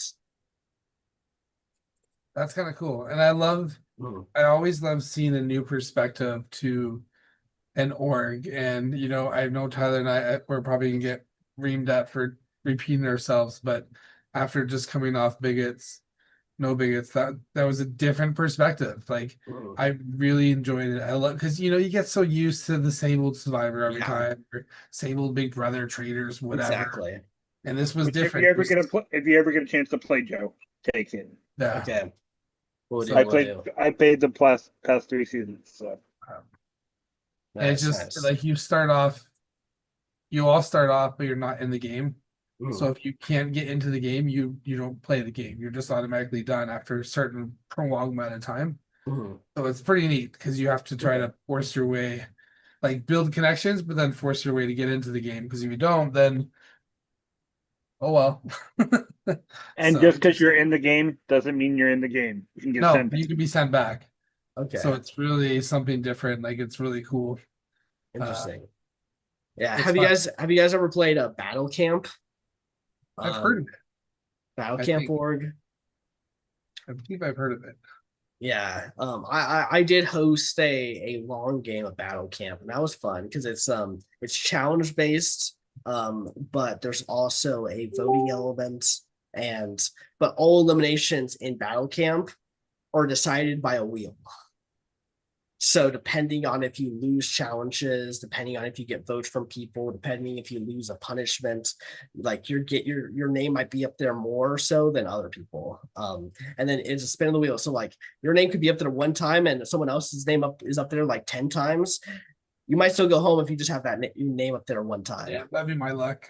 Yeah. It happened. Our first boot was only up there once, and he got sent home, and it was very sad because there's other people who got like a bunch of votes, and it just didn't matter.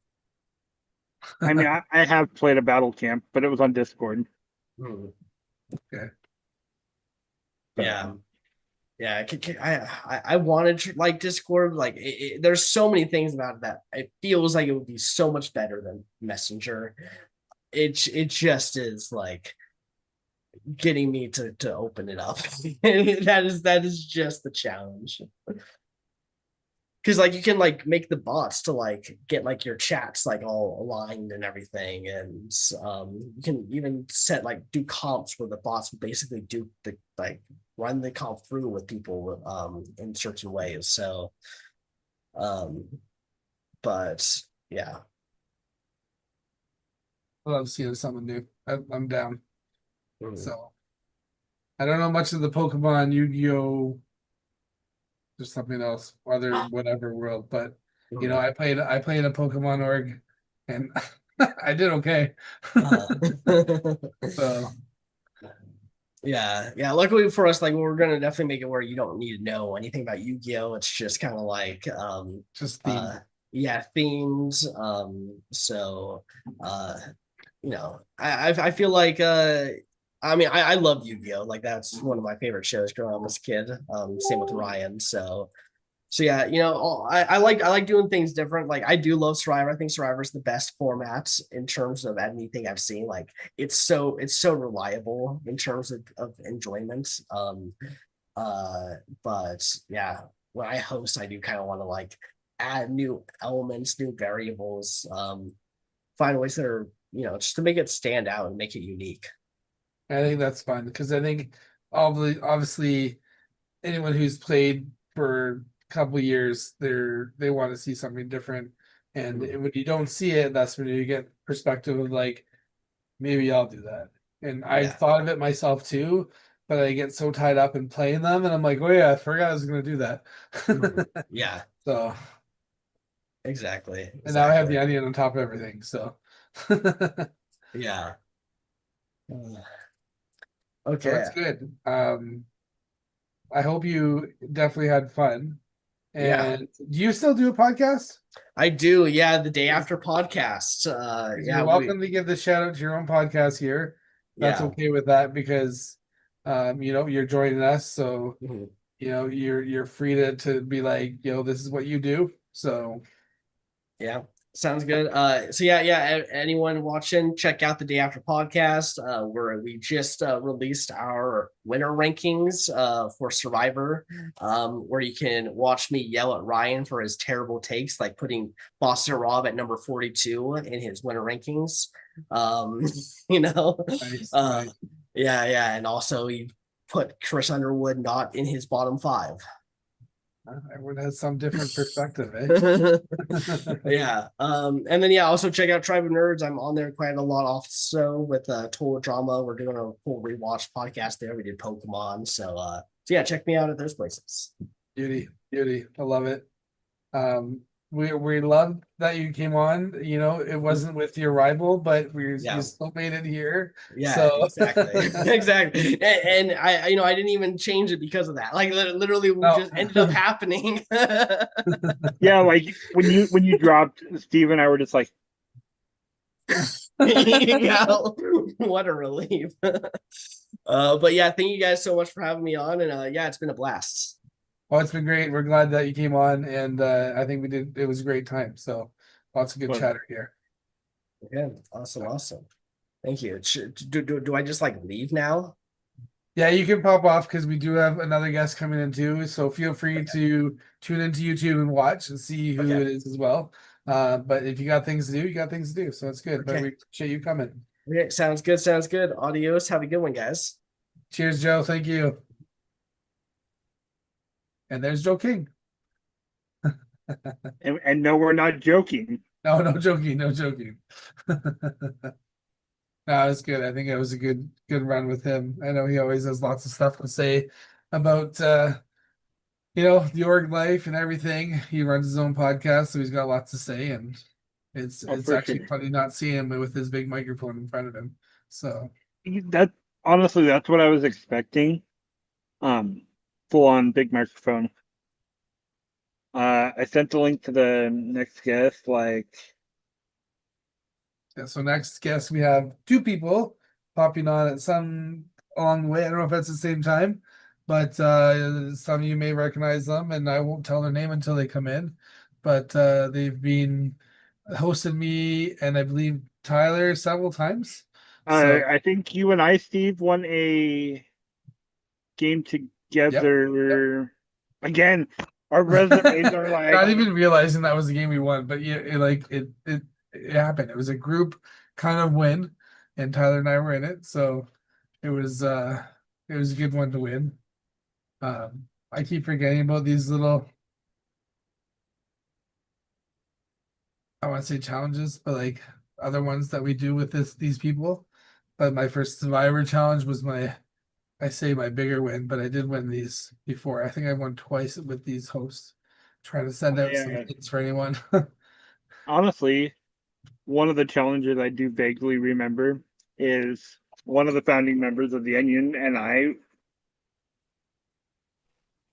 There we go. Well, hello, Wallace. Hello, how are What's you? happening? Full transparency. I don't know what my background is, nor am I going to try to figure out how to get rid of it. But So here far we you're are. so far you're sideways, and there's a bunch Oh. of grass behind. There you go. Oh, there you go. I think you just tipped the room over. So I think welcome, Karen. I'm applying for the old school movie of Honey, I Shrunk the Kids. As you can see, Beauty. I'm like smaller than grass here. So Watch out for the ants. They are a doozy. I mean, don't worry, Steve and I, we definitely play a lot with our backgrounds. Like, luckily, we have just a set one that we play with or keep. So, nice. Well, I appreciate y'all having us on. The other person's going to come on a little bit later. He had a second tribal he had to finish up. Oh, wonderful. But yeah, it's good to see you guys. Thanks for having me. If you have any questions, let me know. But I'm definitely an open book and willing to chat about anything and everything. that's what we love. Like, the only two topics we don't talk on is politics and religion. That's fine by Because me. there are That's other pretty podcasts straightforward. out there that can address that. Yep, that's fine with me. A little bit about myself, though. Well, I'm a politician and no, I'm kidding. Cut. And I'm kidding. But a little bit about me. I joined the org community back in 2019. I'm an old soul at this point in the community. Started in Facebook orgs. Specifically, I was on Reddit, and someone named Sid Dallas messaged me. And back in 2019, the biggest Facebook org was SOG, Survivor Online Games. kind of has a bad rap about it now because of some things that ended up happening. But I played Millennials versus Gen X. I was called Big Tom in that just because I wore overalls, had to do the Big Tom dance. And I was new to Survivor at the time, just started watching it. Um, and from that, I was like third boot. I think before I got booted, I figured out how to actually play the game. And that's kind of where this addiction started back then to here I am today. That's awesome. That's good because that's one of the questions we kind of asked. You started that perfectly, so that's good. I Um, mean, I started off in the Discord world and then came over via Mini, so I've dipped my toes into Discord here within the past like 5, 6 months. I like how interactive it is as a viewer. Um, I do like playing on it, but time wise, playing is harder. Where hosting, I have more flexibility in doing that. So we know you're a host. Um, do you have a favorite of what you rather be doing more? Are you a favorite you love hosting now, or are you kind of between them both? Do you like playing more or what's good? So I love playing, but the time wise, I mean, there's a lot of sacrificing that a player has to make in order to play a game. And even though it's a month, if you make it that long, I still say every game I play, I make sure that I'm active because it's not fair to host if you're not putting full force into it. With an exception of the last game I played, um, full transparency, I came in last minute as a replacement. Didn't wasn't able to give it 100%, but I came pretty close to it, and that was Prime Times Traders. And I was so lost in that game, so lost in that game. I was just like, I had no clue. Like watching the Traders game versus playing it is a completely different animal. Where oh, for watching sure. Survivor, you kind of understand the basics of what you do. But with the Traders, it was very like I was loud, I got quiet, and then at one point I got murdered because that's how it goes. But to answer your question, I prefer one thing about the org community that I really like is it brings people together. Whether it's Survivor, Big Brother, or original format. I got to a point of being bored with Survivor because it is kind of the same challenges, same structure. I'm a very big advocate for people that do original formats or change it up and do something different. I'm always an advocate for that.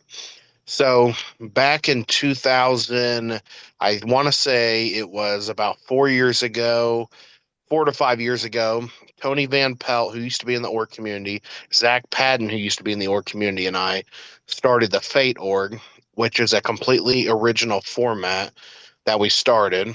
It's more of a challenge based deal, but it's all the Fate org. You have to a little bit of luck, but ultimately, if you go home, the fate of you going home is in your own hands for the most part.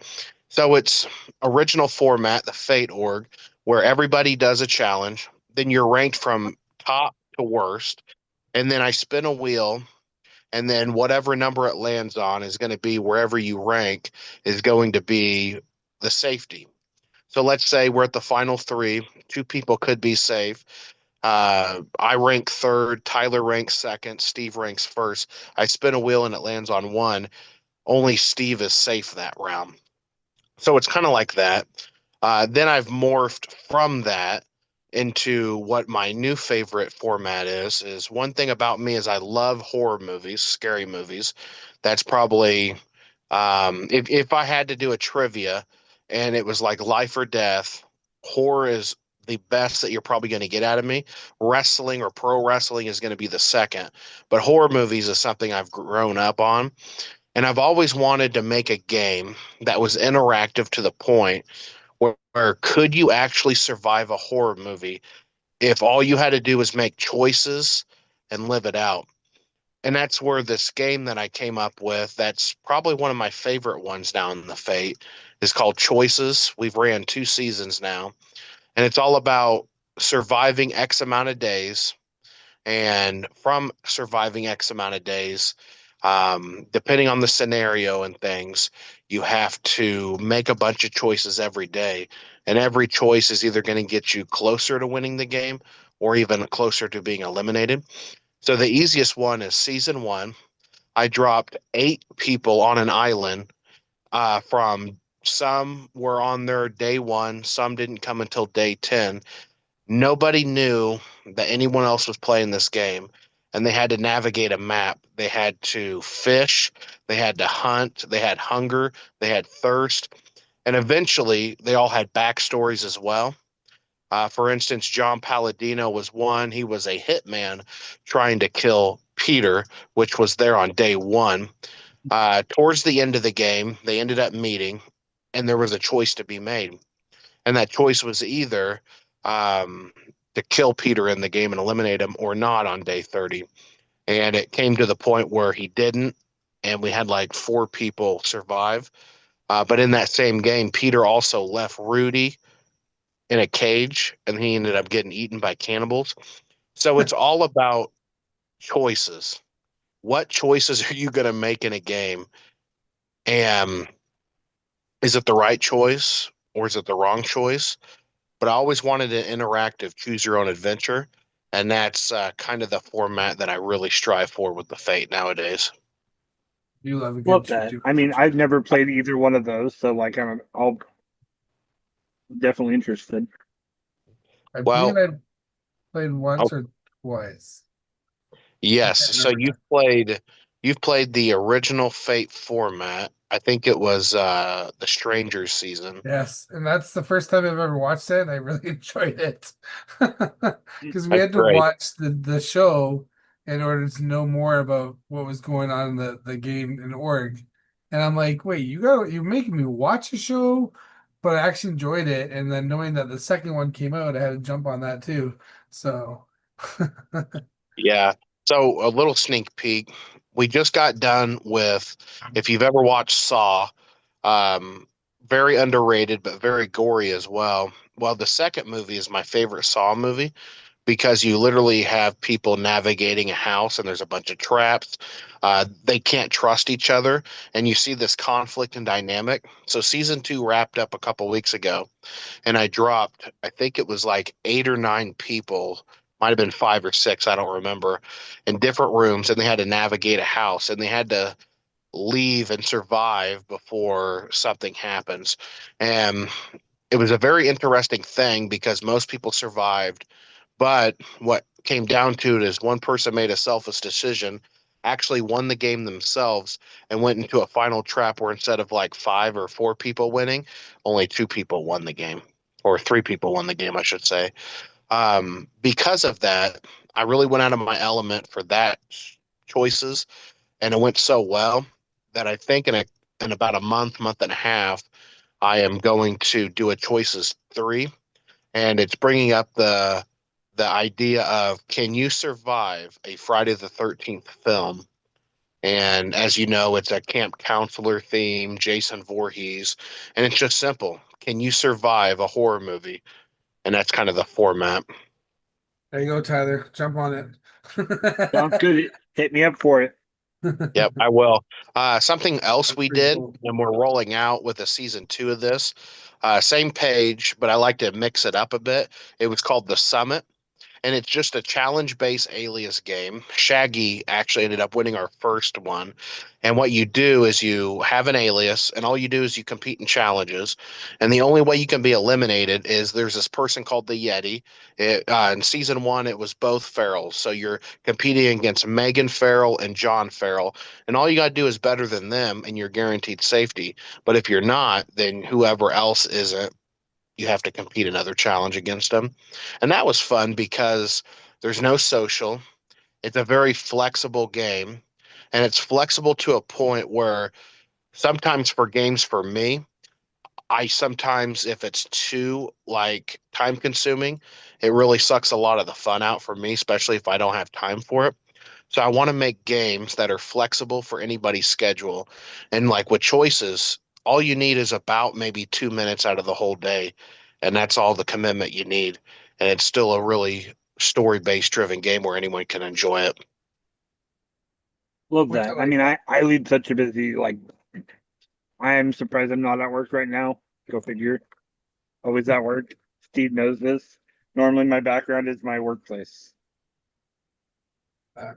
And one thing I do love about that, like your org's there, and I know we will probably be talking about BCO and stuff, but it's not like your simple everyday org where you're doing a Zoom call every day or you're doing challenges every day. Like you do have like submissions or 48 hours or things like that where it's like your games are the kind of games I can play along with another game because if you play two with Zoom calls every night or it's just like there's so much conflict, but there's Yeah. space to be free and enjoy at the same time when you guys do your things. So that's a pretty neat perspective on a different style of game as well.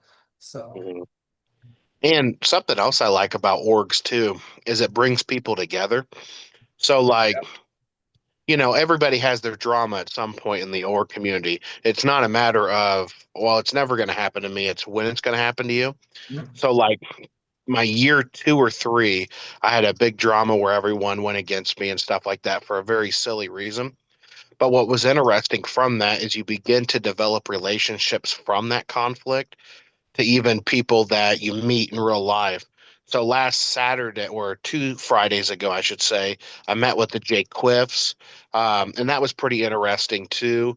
I've met with several org community people within the past couple of years, and I think Tyler can attest to this too. I've never been to Orlando, but it's definitely on the bucket list for next year for me, just because I got a big trip going out of the country in like 9 months.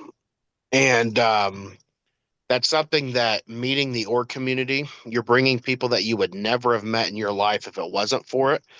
And that's something that's very special to me because um, a little fun fact about me. After SOG, I had this idea, and this is why you will 100% have my support on what you guys are doing here, because I think sometimes it's lost on the people that play the game versus the players. So for me, there's a difference from when I'm playing a game and actually me in real life, because I sometimes like to change who I am playing a game, maybe be a little bit more sneaky, villainous. How I normally play the game and how I enjoy it is not who I actually am.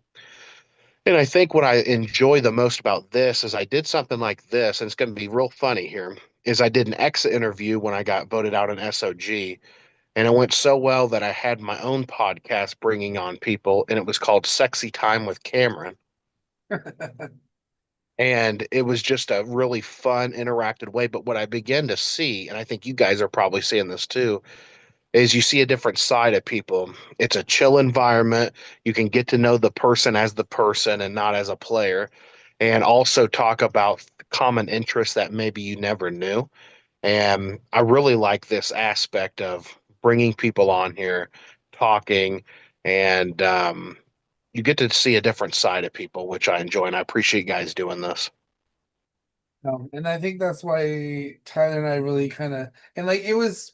I feel like it was really quick, but it wasn't. Like it was long talk over time, and then we're just like, you know what? Let's just do it. And this is why we made it raw. There's no editing. There's no. It's just like, hey, you're gonna come on. You're gonna talk. Say what you want to say. Talk about what you want to talk about and just it's just free chatter and it's true like you get to know someone like you can sit there and like I can sit there and say I played games with both of you but then getting to know them on a different level it's like oh cool I didn't know you did that stuff or I didn't know you did this or Mm. which I think which makes this really fun because you get a good outlook on people and you see these well not every day but you see them every game maybe um but then you get a different outlook on just like things they do outside of work life or what they like about TV shows or life stuff so Yeah. Exactly. it's neat I think that's why we kind of wanted to do that because people think podcasts and they think like, oh, it was done last weekend, but they edited it and they added this and they added this. I'm like, what you see is what you're gonna get. So Like literally all our past episodes, you just go not not edited, raw Yeah. conversation. And I like that too, because you really do. It's like I think you said with Joe King earlier, because I did watch a little bit of it. I think you said that, if you call someone out, it's going to be there. Oh yeah. Yeah. So And like, I like that. and we may bring that person on just to be like, hey, you know, we haven't really done it yet. It's kind of like we call it popcorn episodes if we do stuff like that, but you never know. Yeah. It's not to cause battle, but it's also like we said, it's the same thing. Like, I might have had a big rivalry with you, Cameron, in a game, but outside of the game, we're still the same people who we are, and it's good. Like I know when I play games. I could be mad at some points, but afterwards, if we start another game the next day, we're back to the beginning again. So, which makes these games good for me. So, Yeah. Yeah. Well, that's good. So I got a question for you both, and I have an answer as well, but I'll wait. And this is going to be an open-ended question, so it can be based on your interpretation of this question. But what is the most juiciest moment in the org community you've ever experienced?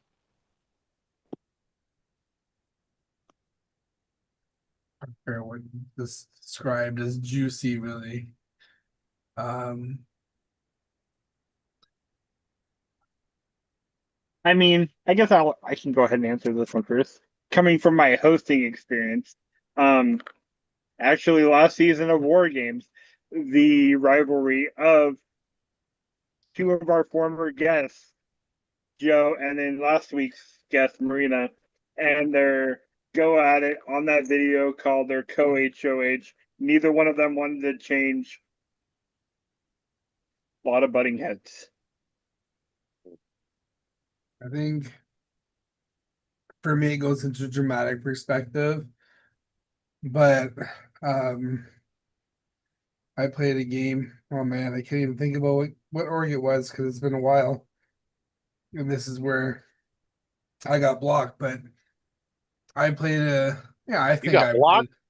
I Not got blocked. Steve. I No got blocked. way. Um, but it was with I can't say his last name. You just mentioned him, Joe. Oh, King. No, not Joe King. Joe Palladino. Paulino. Oh, yeah. Played a game with him, and he wanted to work with me so hard, but I knew there was a few things going on, and he gave me information. I gave him little information, and we kept playing this game so hard, and then when it came to point we need to expand more, um it just wasn't working. And Brady, I hope I said that right, um she was playing as well, and they both wanted to get into me to work with me, and I was like, I don't see it. I don't think it's gonna happen. And then it came out to be like a big feud. Those two were fighting. They were yelling at me because I'm not playing the game with them, not giving them any information, and they both made it to jury, and I'm pretty sure they both left jury because things were so crazy.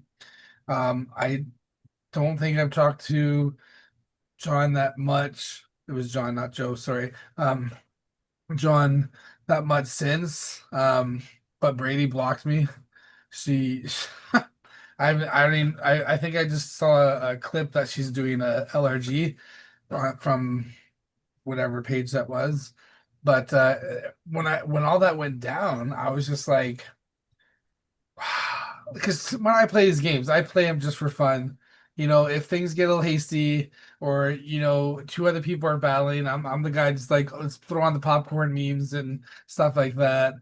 And I'm like, damn, that was pretty intense. And then being the first person ever like really blocked me because the game went bad, I was like, okay, well, that was something. So, you know, and it hasn't happened yet. It may happen again.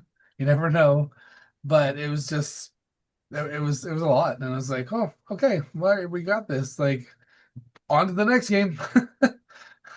Yeah. John Palladino is our second two-time winner for the Fate. and he won back-to-back seasons, which was impressive. Oh wow. Um, yeah, John Palladino and I, it's very interesting. So we hosted John Palladino and BCO. Then there was a big fallout between the hosts. So it was Noah Hammerman, Tyler Hounsel, Jenny London, and myself. And we had to make a call about some issues that happened.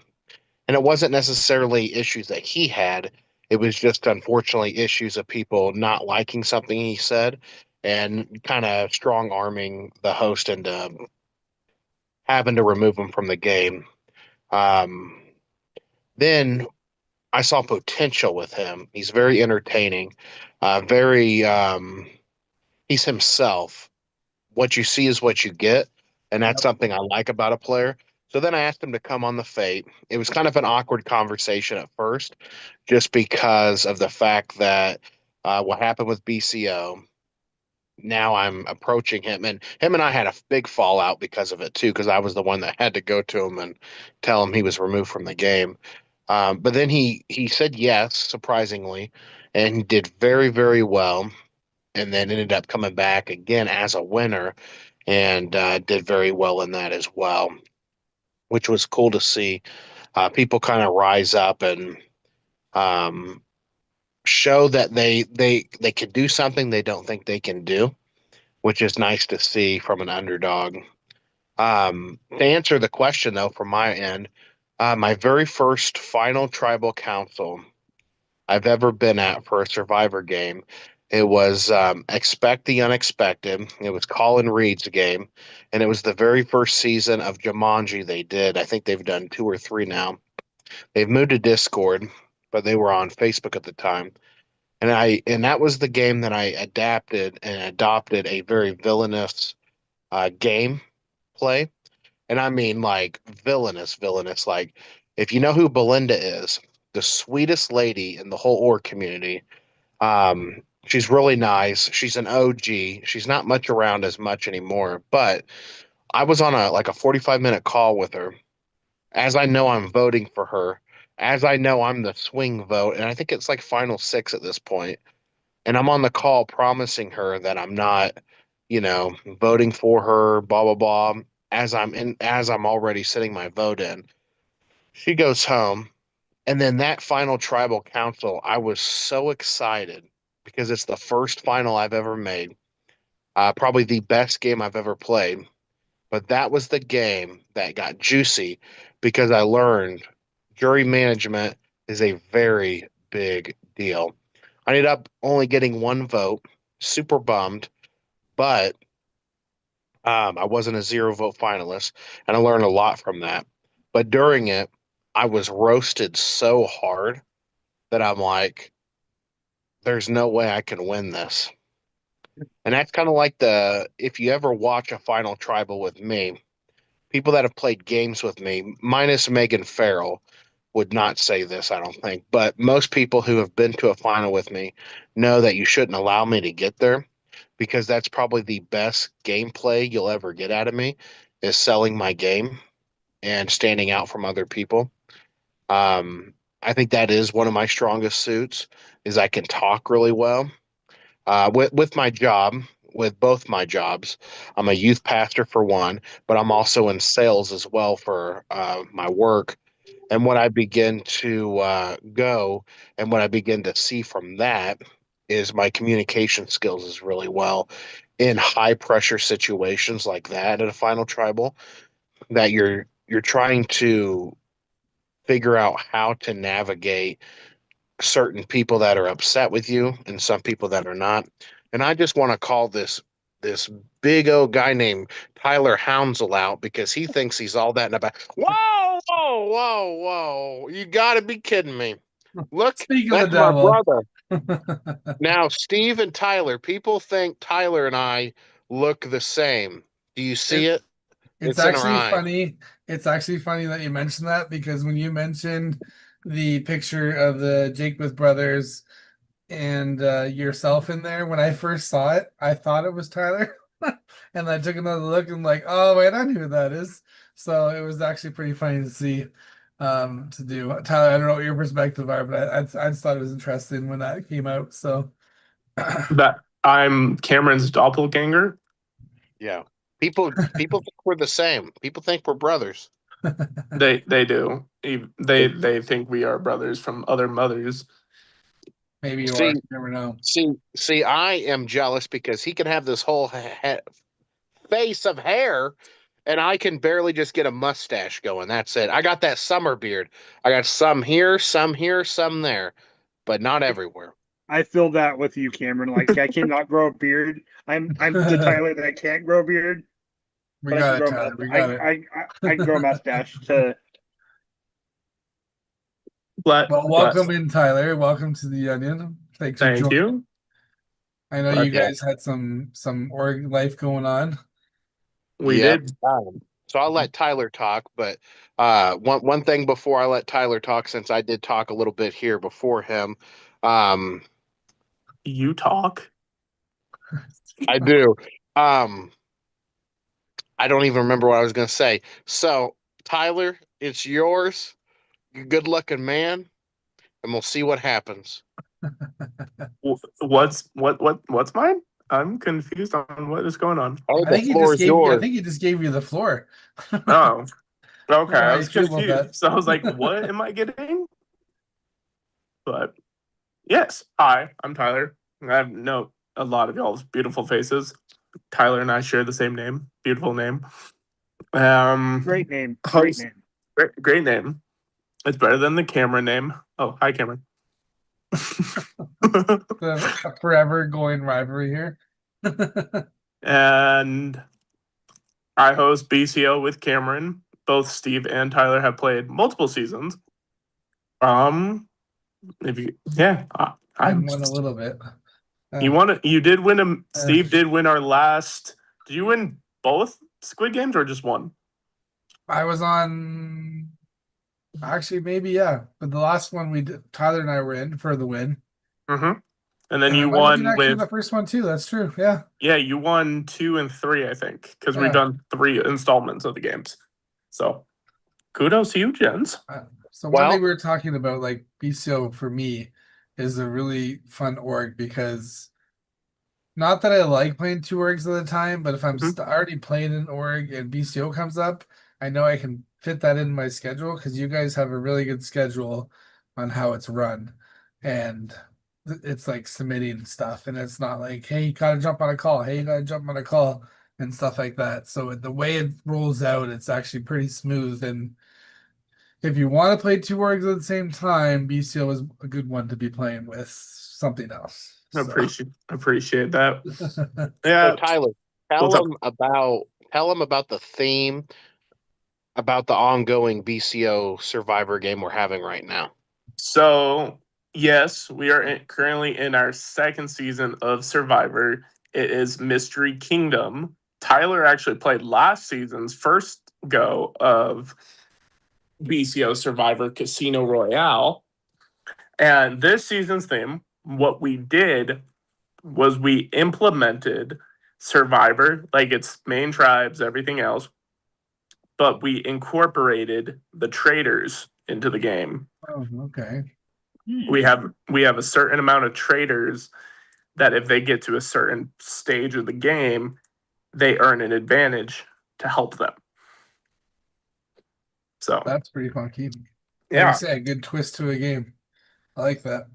yeah, it's we were cooking it up. Cam knows this. I was playing a traders game earlier in the year, tag hosted by Robbie and Steven.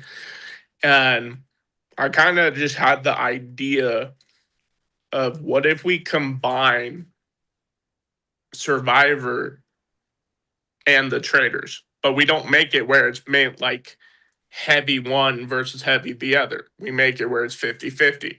So we have had, this is our biggest cast of newbies. A lot of our last seasons have been a lot of returnees, but this, we started with 24 and I don't remember. We had 8 vets and 16 newbies. So It's been quite a hoot of a season. Oh, We it just- is a hoot, all right. Tonight we had our first ever rock draw advantage played. I like that twist though, because we've seen games with Big Brother and Survivor mixed up. Mhm.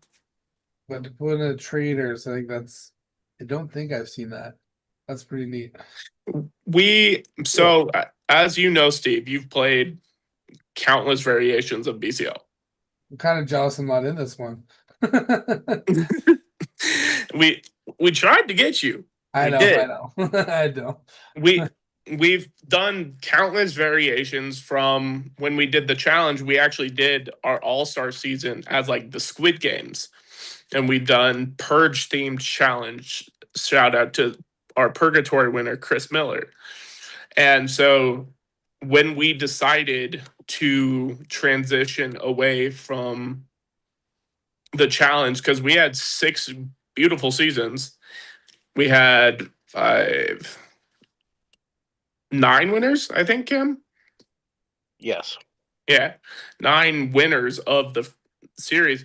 We knew we had to take it in a different direction to where people would want to play. So that's why we did the traders, where JT Gonzo and AJ Murphy won that season. We done Big Brother, shout out to Groomit. And we've done a couple minis that you both have been a part of. And now we're in the Survivor franchise and having a hoot of a time with that. And next is going to be Love Island. Wow. Yes. Well, I was actually thinking The Bachelor because we need to get Cameron a girlfriend. Exactly. We can do that next. Ladies, get to signing up. Get those applications in. That's right. BCO season 3, Love Island meets Bachelor. Cameron's the Bachelor with his special photo. See, you guys are gonna Everybody- laugh. Everybody loves that photo. The first time did Cameron ever tell you how we met? I was waiting for you. Oh, he loves me. Oh, I wanted you to be the one to pop that. Cameron tried to vote me out in the very first org we played together. But I was successful the second time. Oh, but here's what gets better. So shout out to Felicity's org. Cameron and I played season 7 Egypt together. I had an idol played on me. The round Cameron tried to vote my booty hole out. I was And then so he- mad. And then he and I went to the final tribal together With a goat. with a goat. I somehow convinced a girl who was in a final 5 position, guaranteed to go to final 3, without Cameron and I. Cameron had immunity because he put a sausage in his. You know Philip Shepard? You had to recreate a Survivor photo. And I did Philip Shepard and pink panties pointing. And that's what I recreated. And he blew it out of the water. So I had to pull a Hail Mary, and I convinced our goat that we took to the final 3 to flip on her alliance, vote out the number 1 target. She went to the FTC with us. And didn't even show up. So it was a Really? battle between Cam and I. I've seen this before, but I don't understand why people get to a final tribal and then just don't show up. Don't know. And That's then wild. Well, she wasn't really in the game that much anyway. So, I mean, it didn't really shock us either. I was actually surprised she actually flipped and voted with Cameron and I. Wow. But, Yes. And then shout out Survivor Animation. Cameron and I played that season together too. Cameron and I were on a starting tribe together, thinking, oh, this is going to be beautiful. I love everything about this. I don't know what happened. Huh. Well, I Cameron? know who I voted for, but I mean, I don't know how it escalated to you. You were the one pushing it. No. Grayson was pushing it. And then apparently Grayson said you to me and me to you, and I don't know.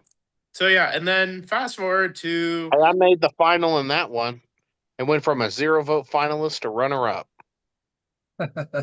yeah, but no, can't ever since season 7 of Felicity's org, Team Fluffy was born. Yes, and even recently, I don't think we really fought that much people think we fought. Oh but yeah, we did play a We Discord feel like game. you always fight though. we do. Well, yeah.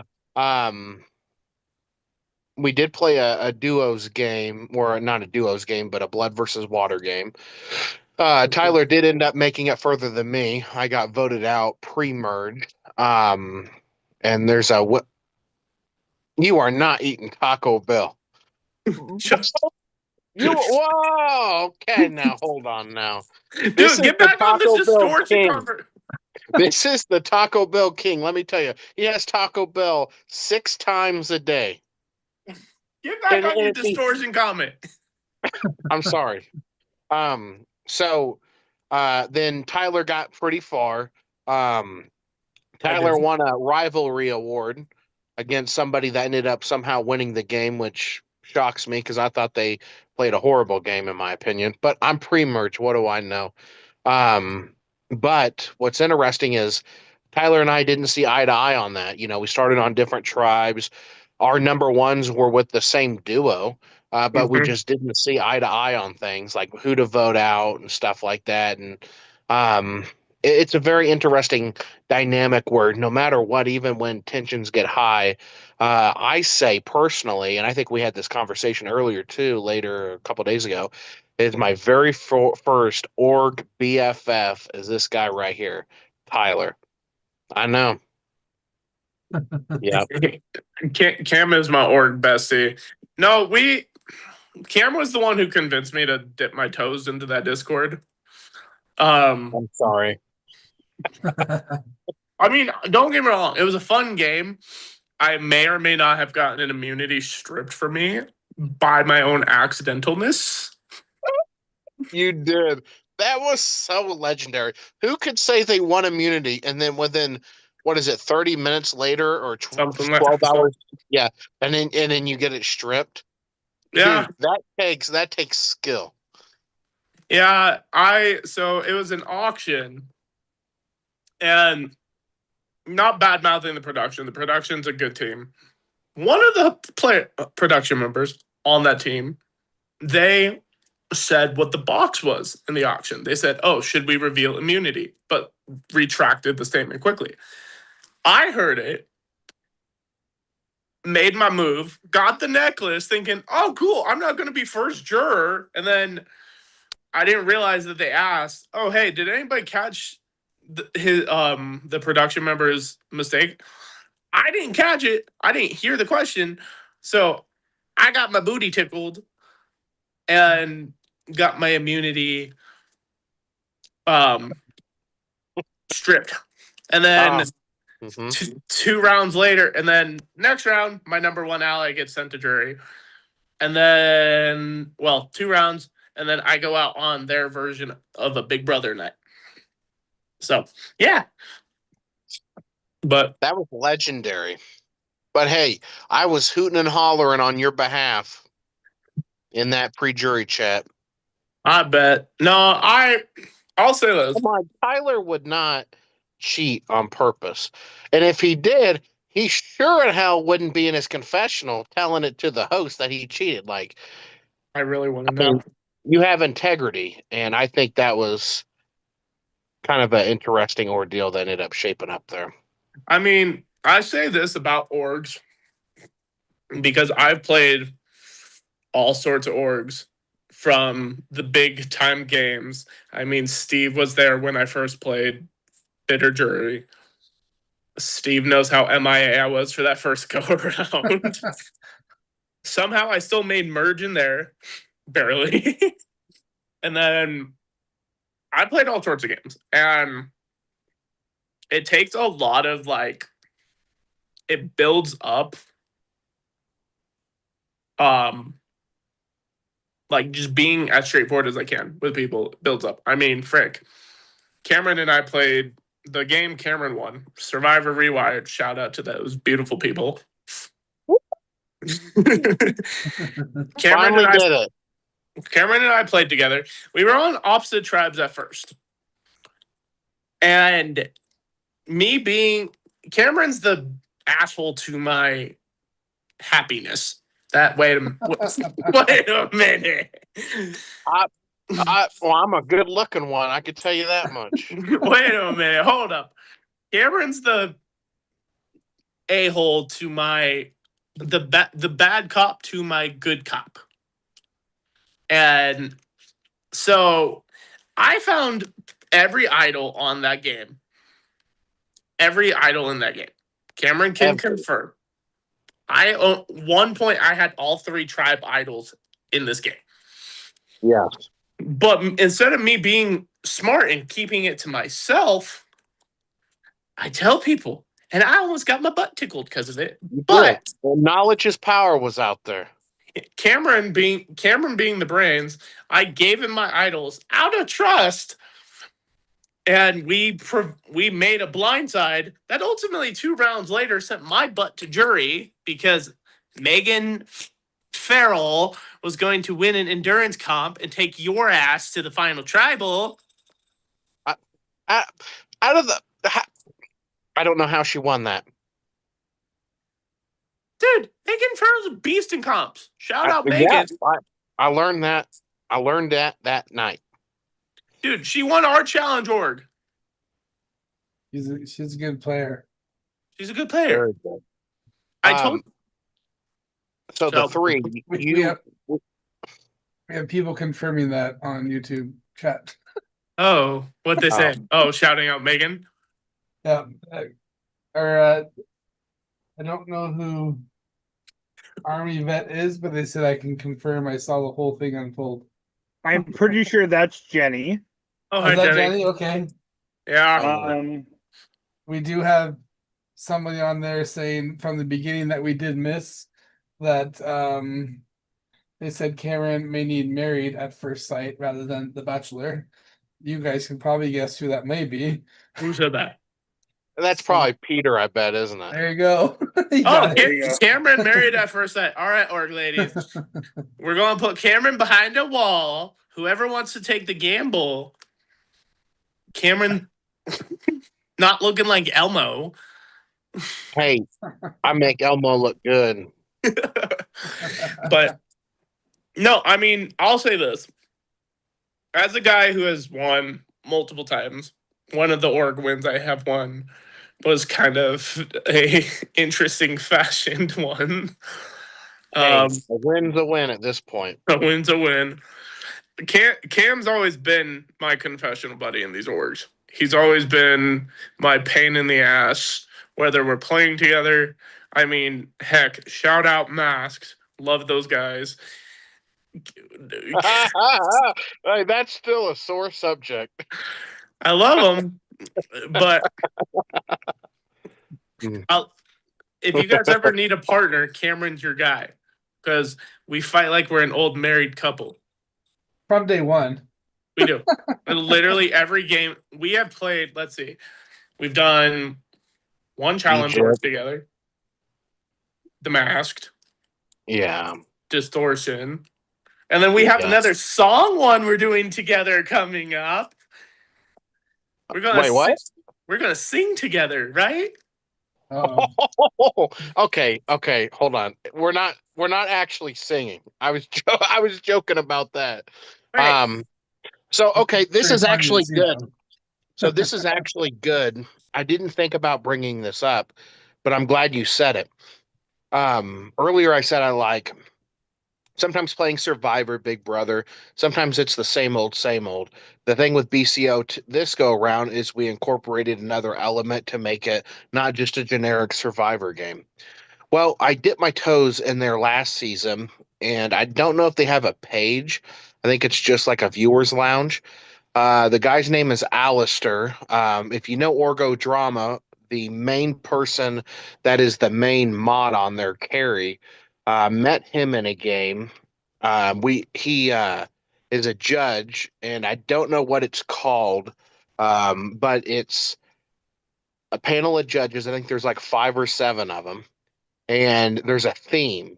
So one of the themes could be a song you would hear at a wedding, and everybody will submit one song that has never been played in the org or submitted, and the judges are going to listen to it and judge it, and they do rankings from that. It's a fantastic, unique org. Well, this season that's coming up is duos, and I got Ty Ty the Bear Man to come with me and experience this firsthand because I had a lot of fun when I played last season, and I'm ready for some redemption in it. Yeah, he texted me that like a month ago saying, "Hey, there's this game." And I was like, "What's the game?" And he told me about it. I was like, "You know what? Let's get musical. Maybe I don't need another trip to a final tribal. Maybe I just need to be musical. Let it go." But That's some disappointment. Your good friend or our good friend Peter said he was very disappointed. He thought he would see. Where's the comment right here? You guys were gonna be coming on the Masked Singer, but I guess not, eh? Fluffy and Fluffy, Yeah. the fluffy Um, fluffy marshmallows. So So Carrie from Orgo Drama is really good at there's a whole different side of orgs. That's really cool. There's actually one where you take photos and you have themes. There's a song one. Let it There's go. they're singing ones too, but I sound like a cat that's drowning, so no one's going to be getting me that far. You know, America's Got Talent. You would shut your ears real quick. That's my talent when I sing. But What the? there's a lot of cool things, a lot of unique orgs out there, and yeah. So I'm glad you brought that up because that is something that I wanted to bring up, but I forgot all about. You're welcome. No, no, like Cam said, there's a lot of interesting sides of the org community. I mean, there's Discord, Skype, you name it. Like, and doing this, I'm curious to see how it goes. You know, I mean, for people who know me, they know I've played quite a shit ton of games since 2019. You're And whoa, 2019 too? yes, Oh, you know what? This is destiny. I started 2019. You did too. We're practically lovers at this point. what? The old married couple. I mean, that's odd. I mean, no, what was I gonna say? For real though, yeah, I played back in the SOG days. Survivor Online Games, Canadian Highlands. Shout out that game. That's what That was my that's what first game. Cameron started talking about too when he came on. See, Millennials versus Gen X. and so I've developed a good, like, I've played my fair share of games. If you've paid attention to Orgo Drama, BCO has been on Orgo Drama a couple different times. That's the nature of orgs. If your org's not on Orgo Drama at least once, are you doing anything right? You know? I've Where been was your victim of Orgo downfall? drama. I've been a victim of Orgo drama. So, and like Cam says, BCO and his game Fate, we're both like constantly rolling. We actually have an idea. We've been spitballing back and forth. I don't know if we should give a little teaser for that spitball idea, Cam.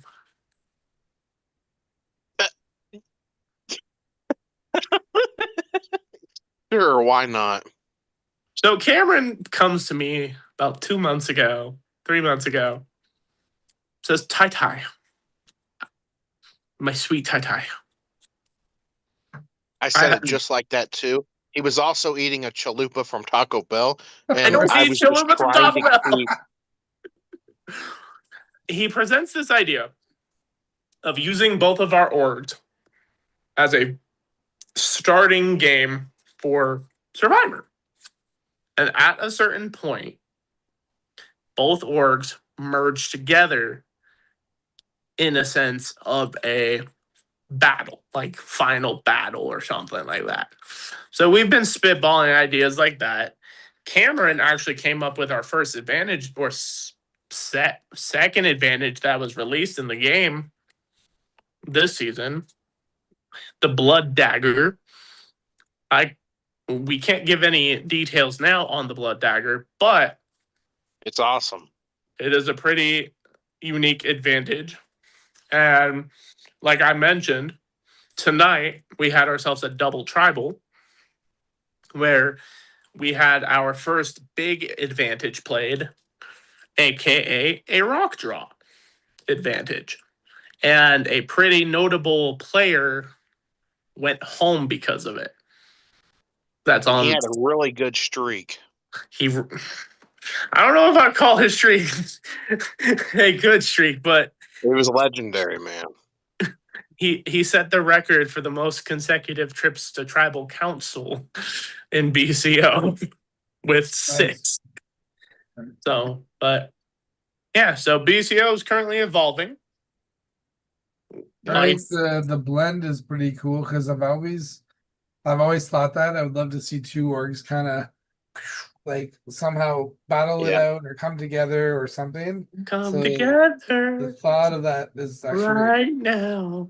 So the goal was to do Survivor, but different. So we would run 2 separate games, and the 2 separate games would be isolated, so nobody would know really what's going on. So think of like a Survivor game. Once you hit merge, there's already conflict, there's rivalries, there's people that are hurt, people that are mad at merge. Now imagine you ran 2 separate games, both made merge, and the ultimate twist is you merge them both together into one big merge. And that's when jury starts. So you have the people you were playing with, and now you're also playing with people that have other baggage from this other game, and you merge them together. like putting 4 different alliances into one game Much. and I'd duke it out. But yeah, so we might consider starting that on a smaller scale. Stamp it now so it's on your schedule. Well, we were thinking for our next possible mini medium doing that where we have a smaller scale cast for each, and then the final 5 of each cast come together in a final 10 scenario. Just But- when you think it's over. Dun dun dun. And BCO did, what was it, a year ago? And I had so much fun doing this that we got to do it again. And it was a one night mini, and it was called The Oh. Last Outlaw Standing. Oh yeah, that one was a fun one. Cameron was the developer with that one. Basically, what it was we assembled. We were supposed to have 16 people, and we ended up only with 9. So what we did, Steve and Tyler, you both saw this in the second go around of Squid Games. Each person had 2 lives. So Cameron would spin his wheel. Wherever the wheel landed on was the type of round that they would have. And the game itself turned out pretty well to the point where we ended up getting 2 solid medium winners in McCall and Brandon Grumit. So that was Grumit's first win in terms of small games.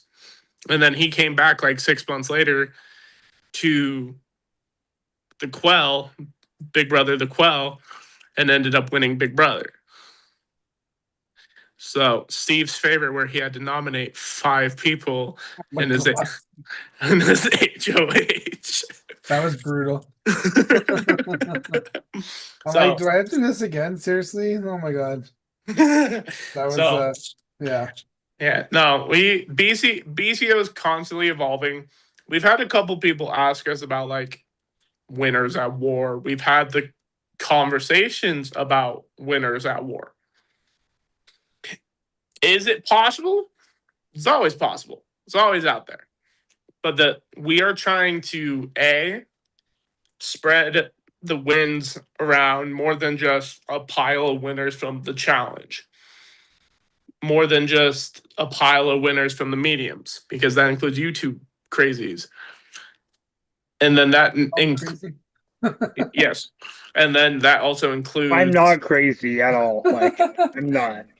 Tyler, you did a battle back half drunk in the I- Oh, really?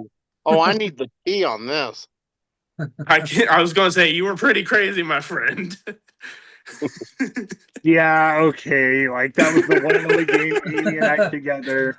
Memories just hit him. But no, so we've talked about it. The other thing too is we want to expand our ladies winners. We have pretty solid lady winners. Our first one being Megan Farrell, all the way back in season 3 of our challenge format. Then Jules Willow, who Kendra, and then this last season, Lizzie Woods, who just won with Hector. So we have 4 solid ladies, but we want to give it an equal, diverse, equal opportunity in terms of, oh yeah, we're not going to cast 20 guys and 4 ladies.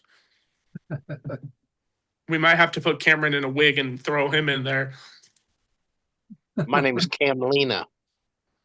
So, I'm supposed to ask a question because of our lovely audience member reached out to me personally. And this one's to Cameron. Where's Oh. your duck mask?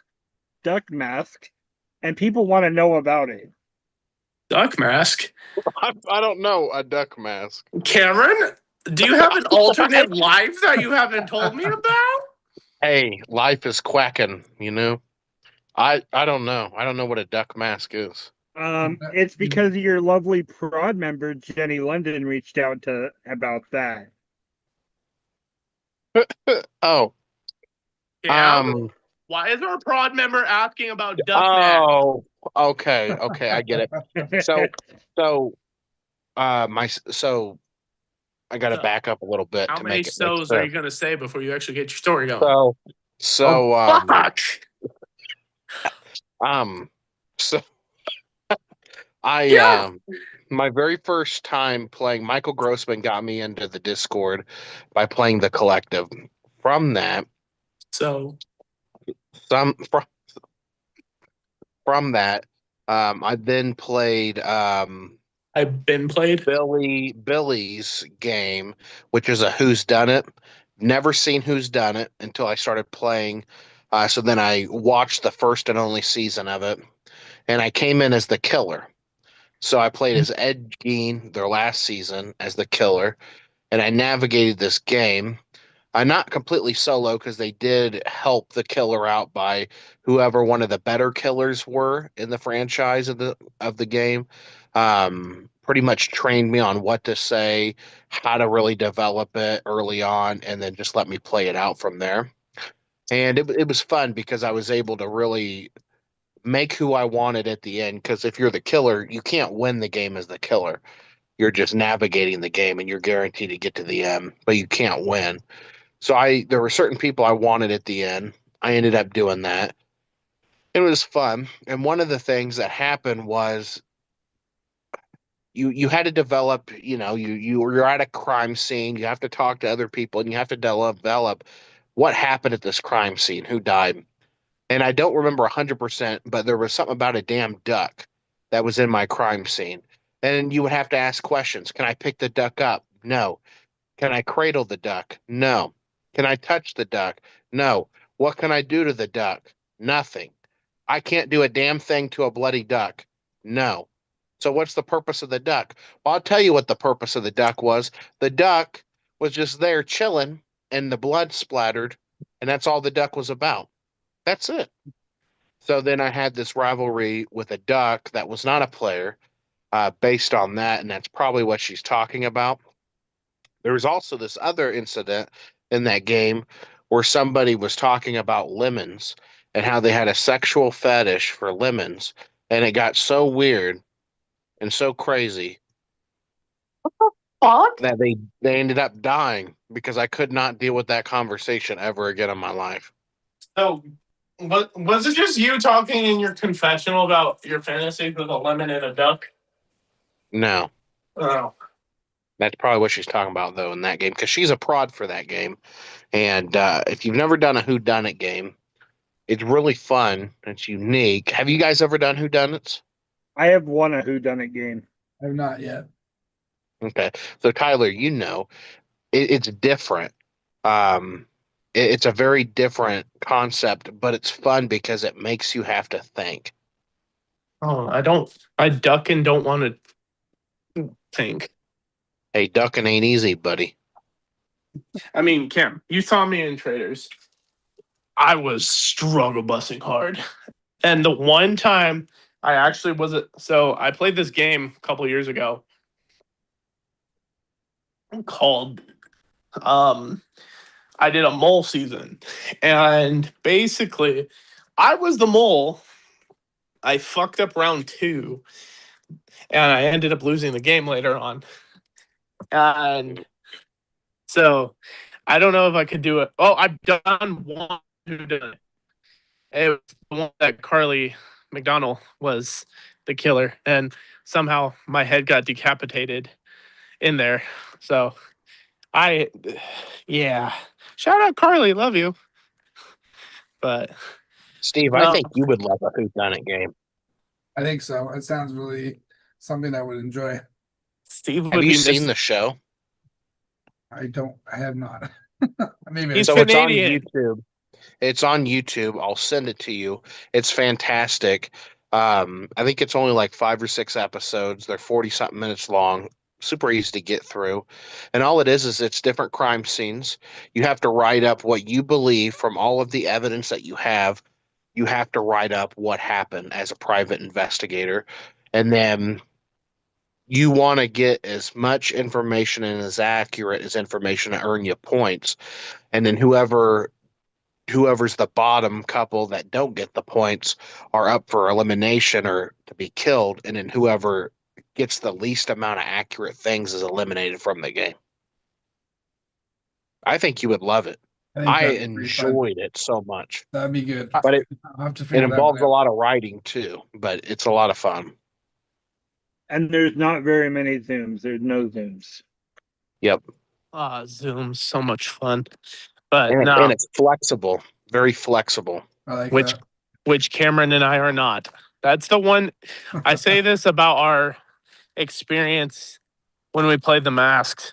Literally, as soon as we did the video, I had a couple people message me. They're like, "You're playing masks, aren't you?" I'm like, "I am not confirming nor denying shit." So for me, I've played, I think 5 or 6 masks so far.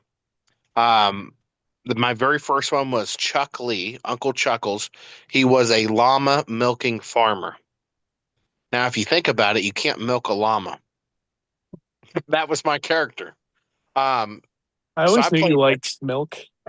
I'm a big llama fan. I really like llamas. Those are my favorite. Orangutans are my second favorite animal. But when it comes to the duos, there was a duo, and I said, okay, this is going to be the last one I'm going to play because I played so much, I can't hide myself anymore. Like people know my backgrounds in my house, people know me. So it's like, Tyler, this is the last hoorah. And Didn't you come back like the next season after anyway? well, yeah, because of what happened. Hey, I don't know what you're talking about, Willis. But yeah, I mean the mask, if you've never played the mask, I don't know if you guys have. It is a lot of I've fun. never I've heard of played. it. I've seen videos. In October, I believe they're doing a mask survivor, and I highly recommend. Out of all the orgs I've played, that is one of the best ran and fun, and it has a very big storyline in it too. It's just overall so fun. You meet new people that you don't even know. You don't even have to play as yourself, right? It's a mask, so you play into the character you are. Um, and I don't know how Tyler and I did it, but we had to choose 2 separate players Oh, out of the fuck. cast because they're already predetermined. And somehow we picked the perfect match and we got an advantage. That's why we're I missed. was Amanda who was constantly texting on the phone and was just a basic millennial woman. And then Tyler was some square monster looking thing. And somehow we were the perfect match. Yeah, and we earned an advantage. Like, and I'll say this: like, the advantage we got wasn't even that good. It was like, oh, we're going to tribal right now. You can talk in front of everybody, kind of thing. Which, looking back, I think we could have possibly used to our advantage to a degree, but I think it would have also set us up to where people would be like, oh, they just want to see if we'll reveal our cards. Let's send them out the door, kind of deal. Yeah, I think we could have used that later on, but So no, yeah. but just be careful if you play with Cameron. Everybody knows his fluffiness. Yeah, so when I play the mask, and I'm not playing anymore, it is really fun. It's exciting. But the biggest thing with it is um, it's a lot of fun. It is different. You have to get over the obstacle that you're not playing as yourself, you're playing as a character.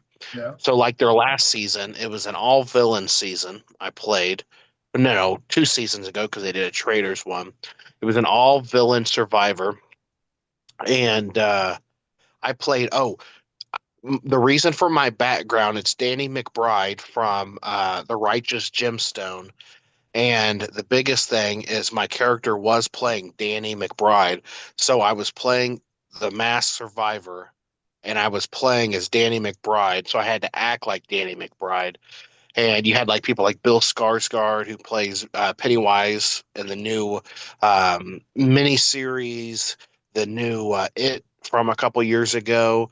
And it's a lot of fun because you're not playing as yourself. So it's a highly recommended thing on my end. I think that's pretty cool. I need to figure out when these all start and maybe. I won't say I will be or want to, but I don't want to spoil it, but I think it'd be fun to be on. Oh, also, Bare Naked Ladies, is that your t-shirt? Yeah. Oh, disappeared. Okay. I like So you looked up and it just like It just disappeared when I go to the side. It was actually I- his stomach that got revealed. so I listened to one of the songs.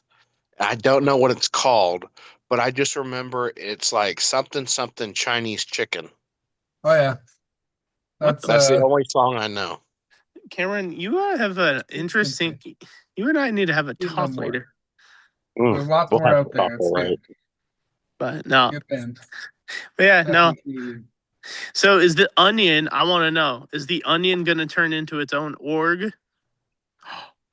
I can honestly say we don't know, but like for now it's The just a future podcast. brings in everything and anything, so now you're just putting thoughts in our head though, so you never know. I mean, we are Oh. we are exploring into merchandise. Oh yeah. No? Oh, you know what? The Onion. It's like a cooking competition. Do you have what it takes to be the last onion standing? You All right, you peel off the layers of the onion until you get to that very fine core. that would actually be an interesting concept, but no, no. I'll say this in terms to like both of you guys. Definitely a lot of love for you guys. Both you guys played BCO. I mean, Tyler, I must say this, and I must say this with love. You had the last time you played the Big Brother game, you had either a burn a vote or a steal a vote in the game that you could have used to save your ass the first round on the block. Honestly, I don't ever remember what powers I have in any game. So like, unless it's like clear as day.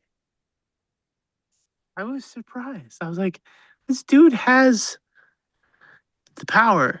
And then Steve went out in an interesting fashion towards the later end of the game for Big Brother, where Steve, in my opinion, had you gotten to the final 2 seats, I think you would have won. And I that agree. I'll say this about you both. You both have a lot of strong gameplay in terms of how we've seen you play. I was just curious what the heck happened in Casino Royale, Tyler, where you guys come in strong and ready to go and then disappeared. I was so sad. I was so sad. Honestly, I have no idea. Well, we'll get you Like- back.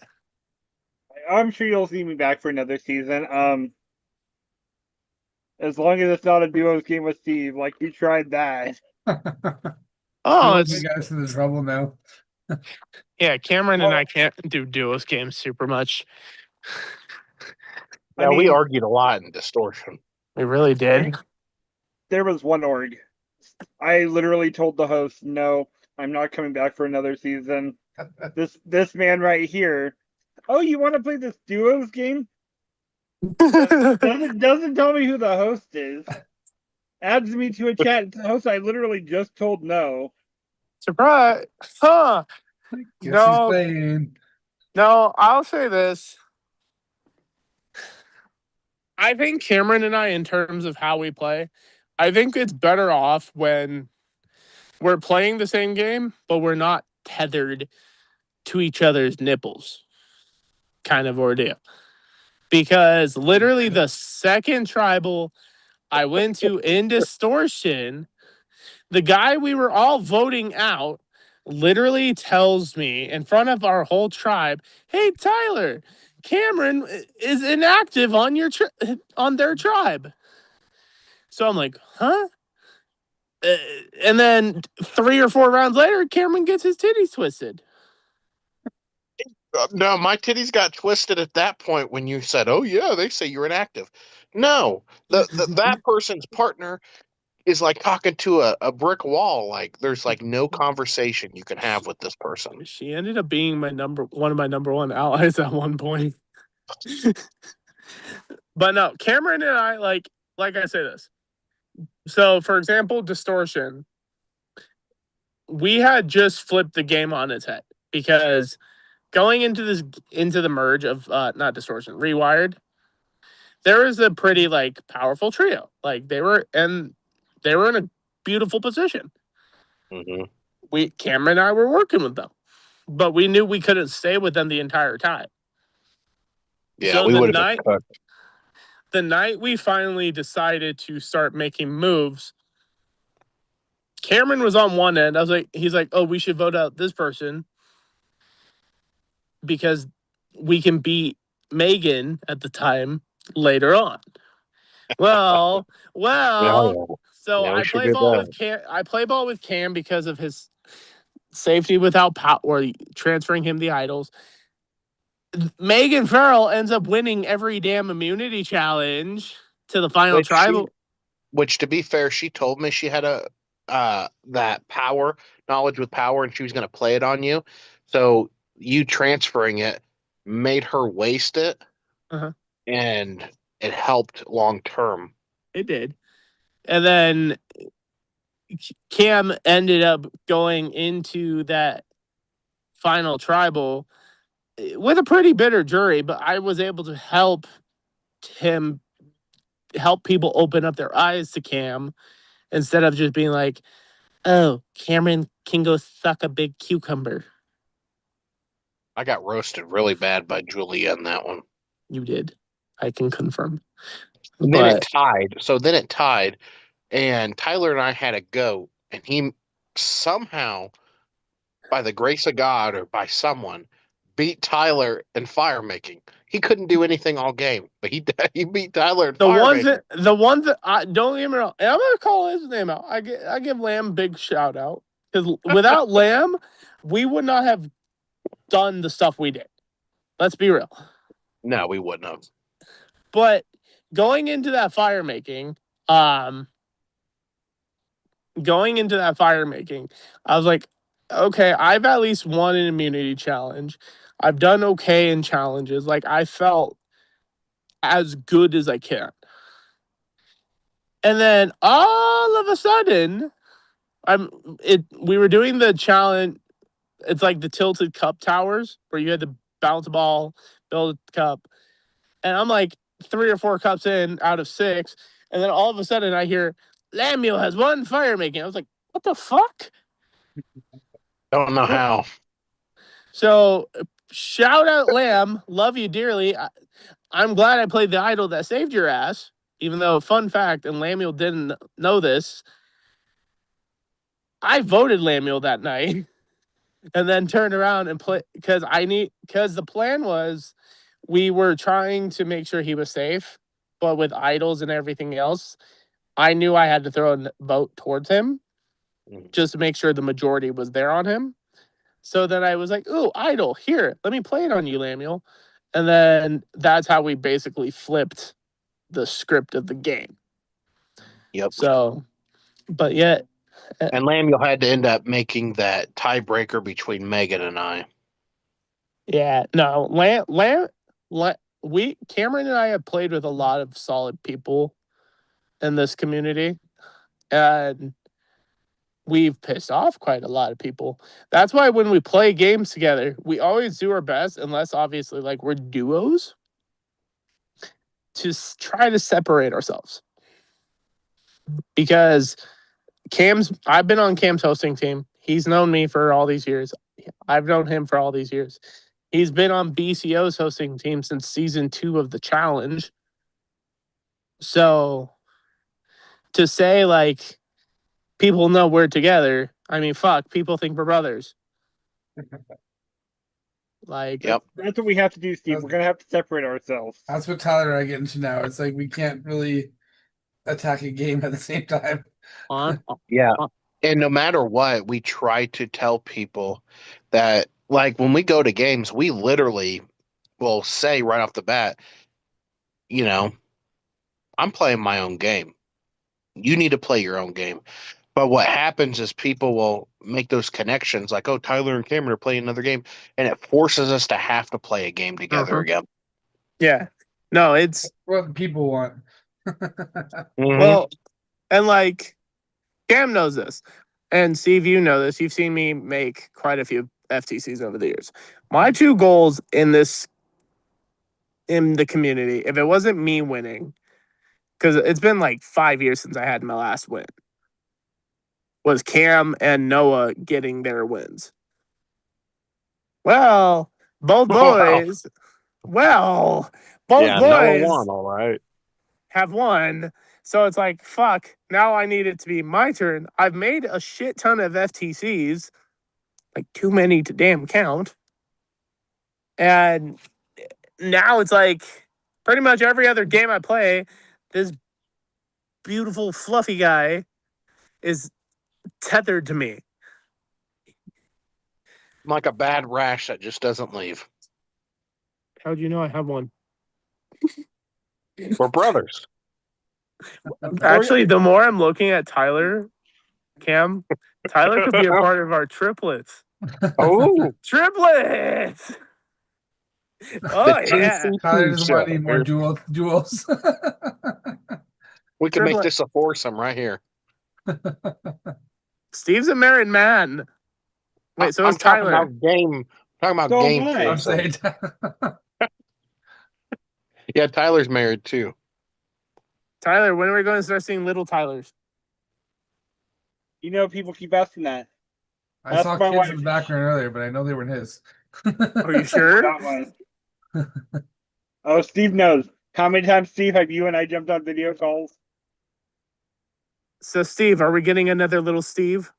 Oh, that's done. The history books are closed on little people. Cameron's actually expecting. He's 3 weeks pregnant. Yep. Noah's the Rock and father. roll. No, that's- But So no- Tyler, I did ask Tyler and Steve earlier this question. All three of Which us have answered. which Tyler are you talking to? Well, definitely You- not you. Oh. I asked them this question. We all What? three answered it. Oh, Out crap. of the whole org experience that you've had, what was the juiciest org experience you've ever had? Juiciest? Mm-hmm. Well, like in terms of gameplay, in terms of, That's up to your interpretation.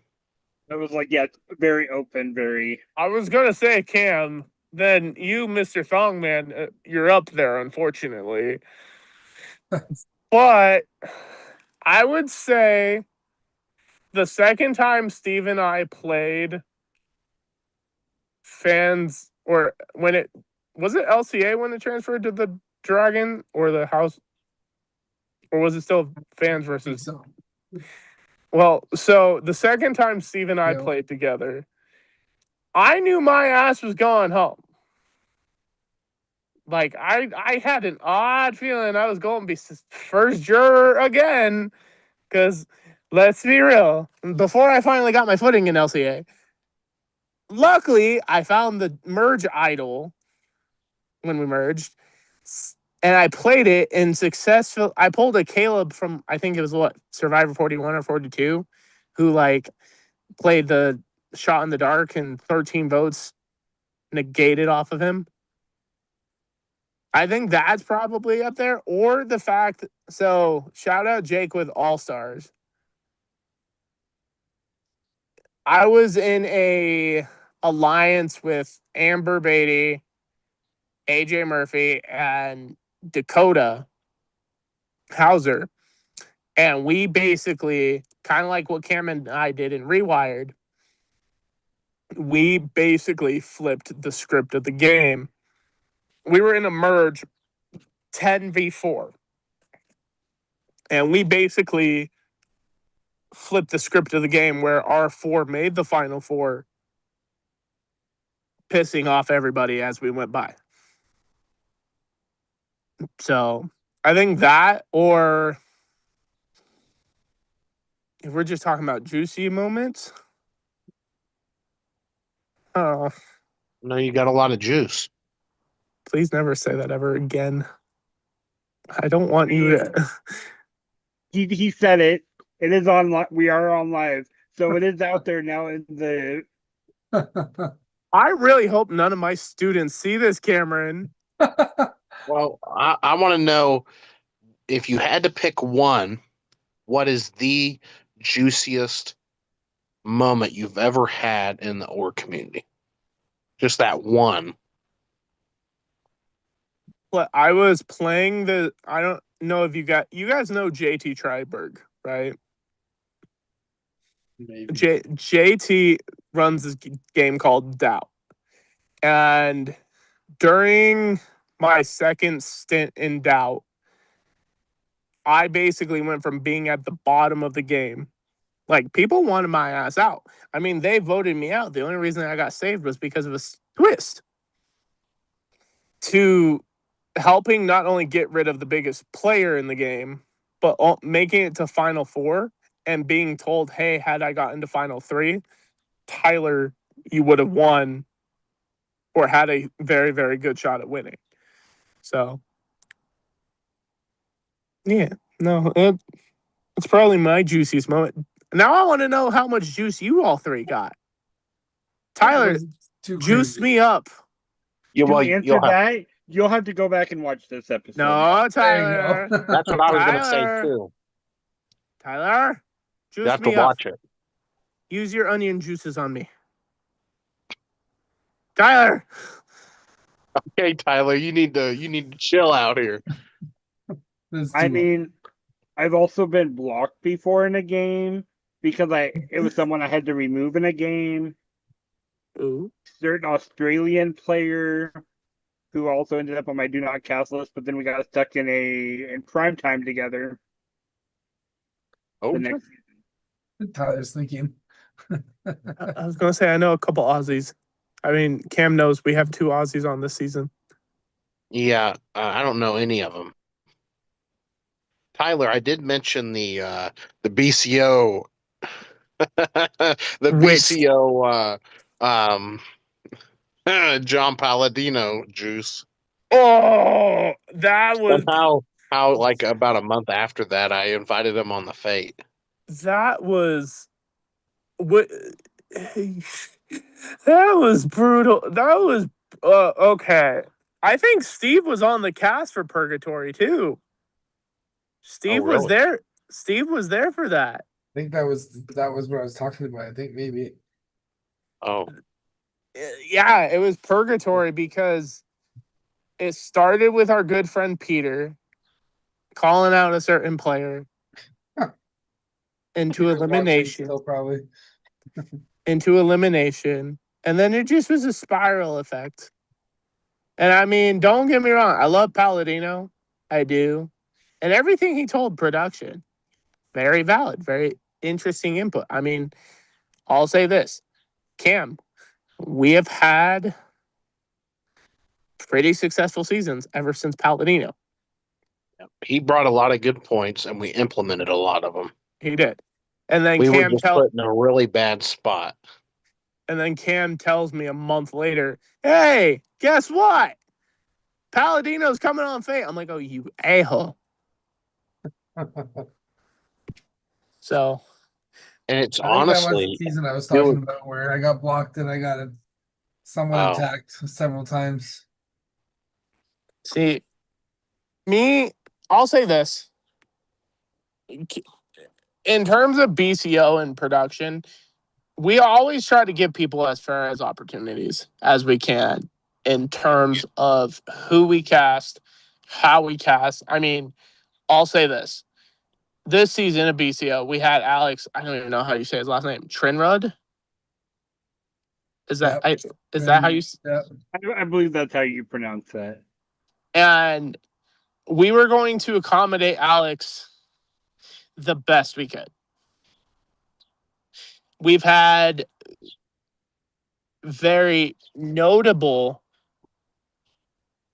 people play, and for those of you who know my org history, I've accommodated and let certain people play to a degree of BCL. There's some people we won't cast simply because of the fact that we know it's not good for the page and not good for a lot of players who we have, and that's okay, and I think with you guys, I know you guys make decisions on who to cast, who to bring back, and it's a process. The org community, to me, I think of it as like a big ass high school. You got your different groups of people. You got us big fluffy guys, and we have a good time.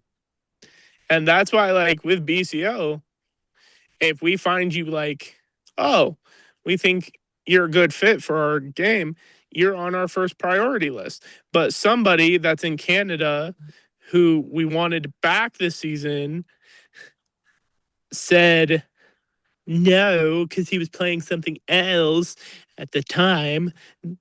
So, yeah. Never trust the Canadian. I don't know. Never No, trust the Missouri. Always trust the what? Never trust the Missourians. Always trust the Canadians. Always I was trust on the overload, and I'm like, if I join another thing, my head will explode. Always trust the West Coasters. Yes, sir. Where the sun's still shining. Freaking it's dark here. Wait. Mhm. Yep, still white.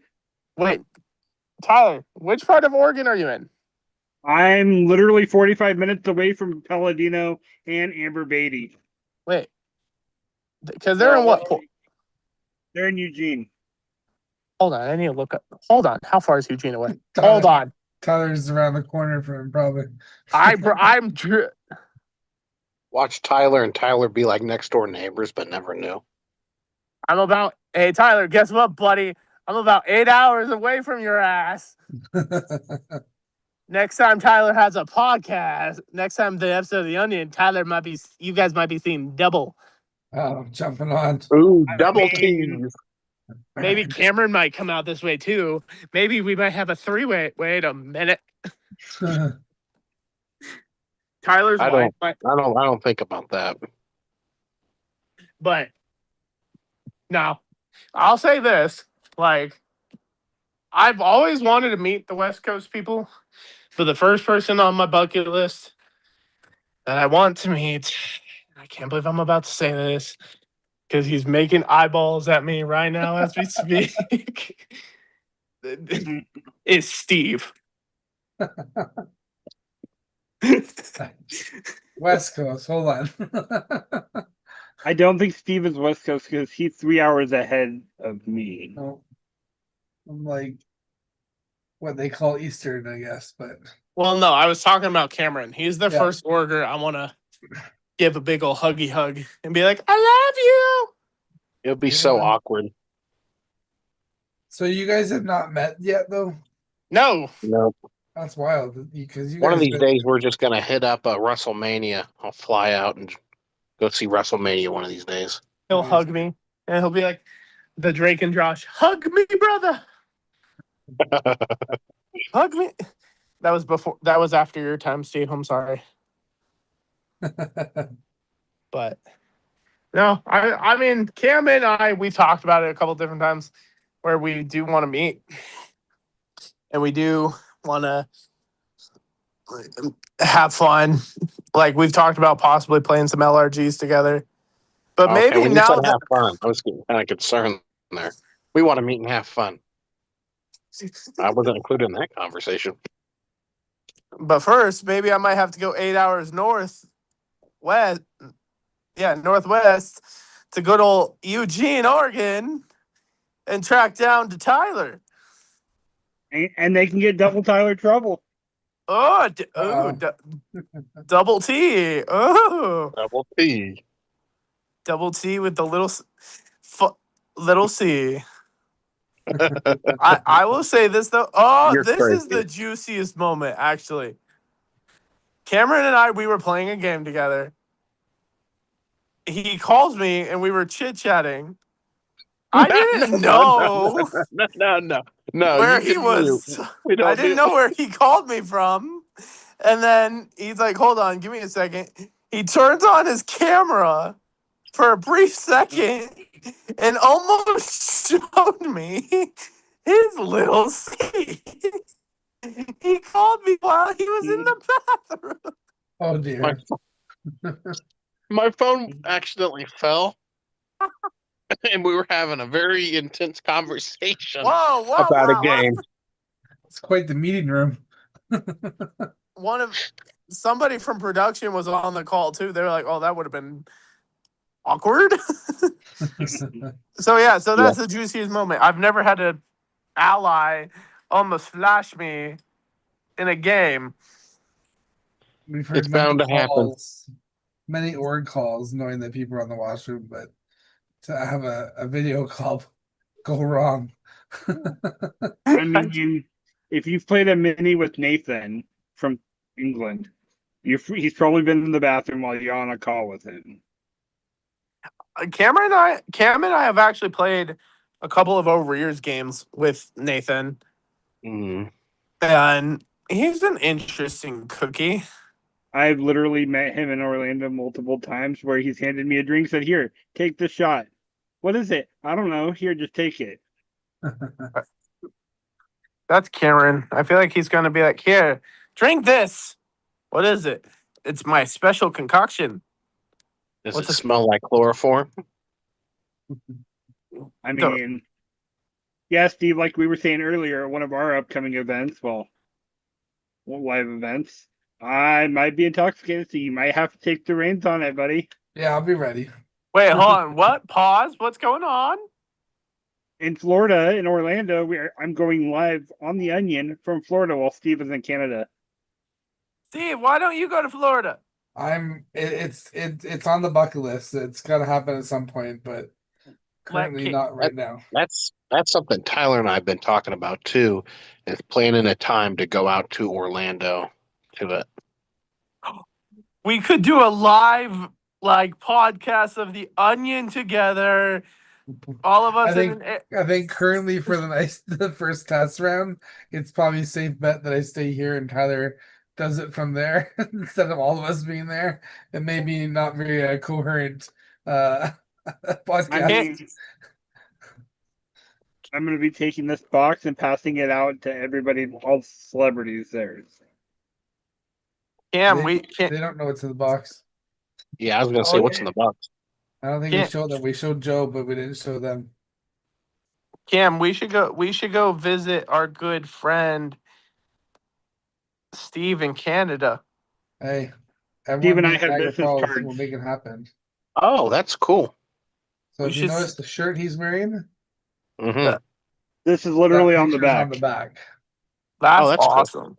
Is there a Q? Is that the QR code on the bottom Yeah. right? There's QR codes There's on two both of them. sides.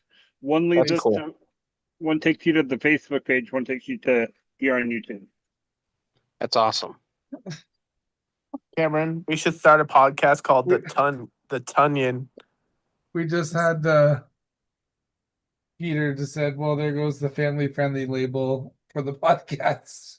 Oh, this episode not family friendly. It was it Okay, was juicy friendly. Okay. Okay, so Peter's here. Peter, in the comments section, I said earlier, I don't know if you were here, I said one person, and I'm not saying this is a bad thing, but I said in Choices Season 2, we talked about how it was a Saw theme. And Peter had the choice to let everybody win the game, or what he ended up doing was he escaped through a secret passageway and forced everyone into a game where people had to pretty much not everyone could win at that point. And Peter was the one that orchestrated and made a move against everybody else in that game.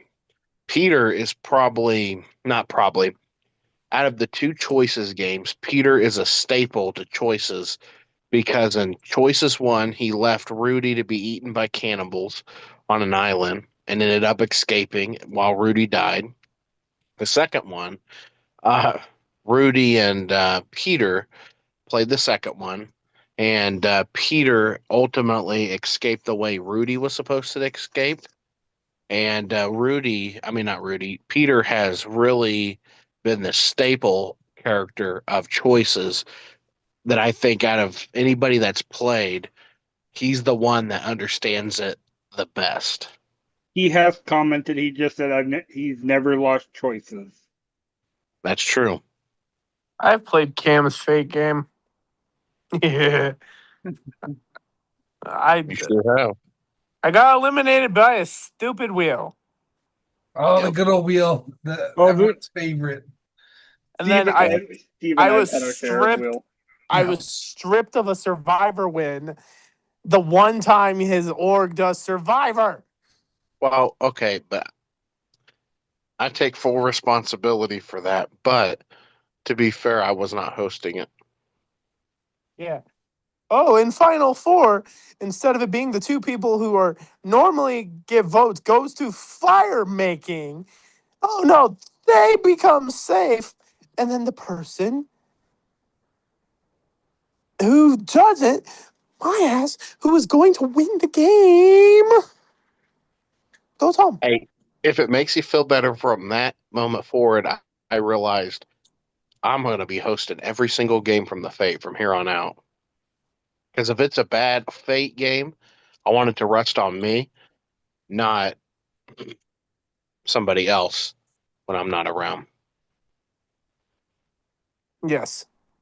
That's why everything that happens bad in Fate, I blame you. I mean, You should. blame your partner in Get- crime. Blame your partner in crime. I Get actually us- blame Tyler for anything that happens on the Onion. That one or this one? The bearded one. Okay, so that one. So, Steve, I love how we all point different directions because we don't know who's on the Yeah. actual where it is. Because on my screen, Steve, you're to my left, and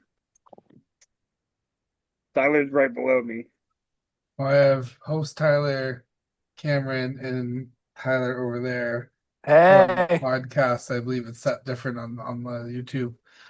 And on live, it's me, Cameron, then Tyler's under Cameron, and then you're next to Tyler. Oh, Tyler. what's funny is I on my because I'm doing this on my phone. I've got Cam on top, Steve's under Cam, and then Tyler's under Steve. Like a pyramid. Cam's on top of everybody. Sandwich. But There's a you hint should of onion in that sandwich. get the entire BCO hosting team on for a podcast. That would be kind of BCO's top hits. I can also say this. Our comment section on this video alone has been wild with you two on it. It's true. It's true. Cam! You guys have won the comment section so far on the Onion. Well, when you have two good looking young men like us, people go wild. That's why when The Bachelor happens on BCO and it's for me, it's going to be a tough decision, ladies. But I am willing to give the rose to one of them. At least I it's think not- that's how Bachelor works. I don't know. Yeah, Cameron, I have the perfect girl for you. Hannah Palmer and her 5 sisters. I don't even know who that is. Tyler. Yeah, Tyler. Who? Is she on Facebook? She might be. She might be. How do you spell her last name? Palmer. Palmer. He's checking. Wait, Cameron, are you actually looking? Cameron, she has 5 sisters. Hold on, I'm looking. Oh my god. Is she from Troy, Alabama? Is that her? Let's look at a picture.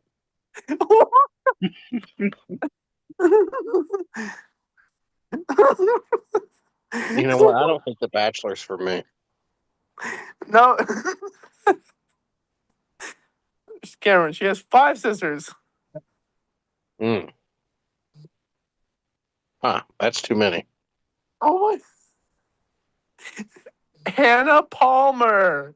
There you go. I literally looked up. Oh my goodness. There's actually somebody that Tyler Gibson's friends with called Hannah Palmer. So I looked on that. I actually looked up a Hannah Palmer. Yep. I think that has to be our highlight of the Onion, Steve. That moment right there. Yeah. She has 5 sisters. I'm like, Our next well, I guest, can't Hannah tell. Palmer. I'm like, on this Facebook page of Hannah Palmer, I don't see no 5 sisters. Where am I missing it? Paul. None of them are friends with Tyler. What the hell? The Palmer. She has 5 sisters. Yeah. Is that why they call you handsome? That's a, There's a joke, but I'm not gonna make it. That Send took a turn. send help. Cameron has me in his basement right now. Help. Why do you think his face is covered? Help. So it is getting late, but I do have one more question. No. If you had 4 people from reality TV, and I'm going to name which one: Survivor, Big Brother, The Challenge, or fake orgs, right? Fake reality TV show, let's say orgs. If you had to put a top 4 list, who would be on that top 4 list from orgs, The Challenge, Survivor, Yes. and Big Brother? To see in a game or just Like our Ranking mount. Just- Like a And Mount like Mount Rushmore. Rushmore, yeah. The Challenge. I'm gonna go CT. But she's going to be Survivor. on the new one. Survivor.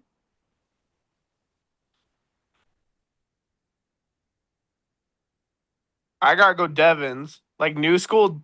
If we're going new school, Devons, old school, Boston Rob. Big Brother.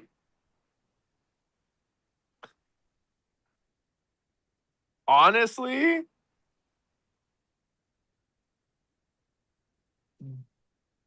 D.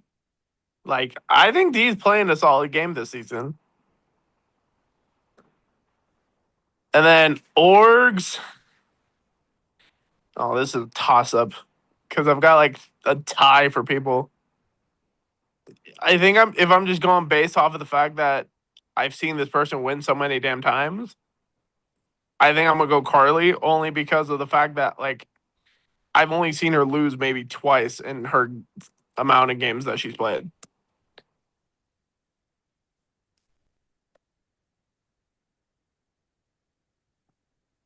Tyler, who Okay. do you got? So this doesn't come as a surprise for Big Brother. The Me. Queen, Rachel Riley. Go figure. Survivor would be Suri. Challenge would be Bananas. And then, of course, like for orgs, I would probably a tough one. I'm gonna go Palladino because, like, I see him in almost everything. And we base this. What is it based on again? Just picking people you want to see in the. Like Your your Mount Mount Rushmore. Rushmore. Wait, Your what? Steve doesn't. They don't have a Mount Rushmore in Canada. Oh, okay, okay. Oh, A Mount. hockey Rushmore. there is one of those somewhere, probably. I forget my names on challenge, but I can picture the dude's face, but I can't think of who he is. He Big played Easy. Big Brother too, though. Big Does that help? Easy. What's that? They played Big Brother and the challenge? Yeah, I'm pretty sure. I can't think of Fessy? his Is it Josh. Fessy? Josh. No. Ollie, Because they want Highland. Victor. I'm pretty sure he came from Big Brother and then he went on Challenger. Is it Josh? No, he had a funky name. He's a good, crazy dude. Oh, Fessy? Maybe? No. Derek. Because in USA 1, they had Derek and Kylan. And then Josh. And Fessy. no, I can't even think of it. But Ollie? I'll come back to that. I'm gonna see if I can find it by typing it up.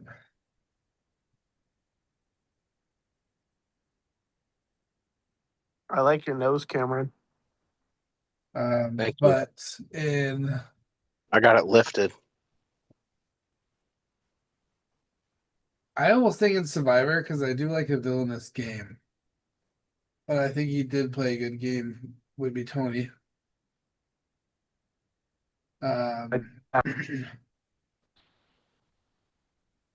Big Brother has a good handful, but Anna Palmer. I want to say,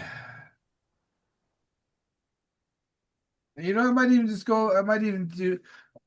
I forget the one guy's name, but I might even stick with Derek. That's a pretty stellar game. Derek, which X, who played a couple seasons ago? Or The The winner host of on the winner of season 16. 16, yeah, 16. oh yeah. Okay. And Who's your favorite order, Steve? Choose wisely. none You have a lot of them watching. of them start with T. No.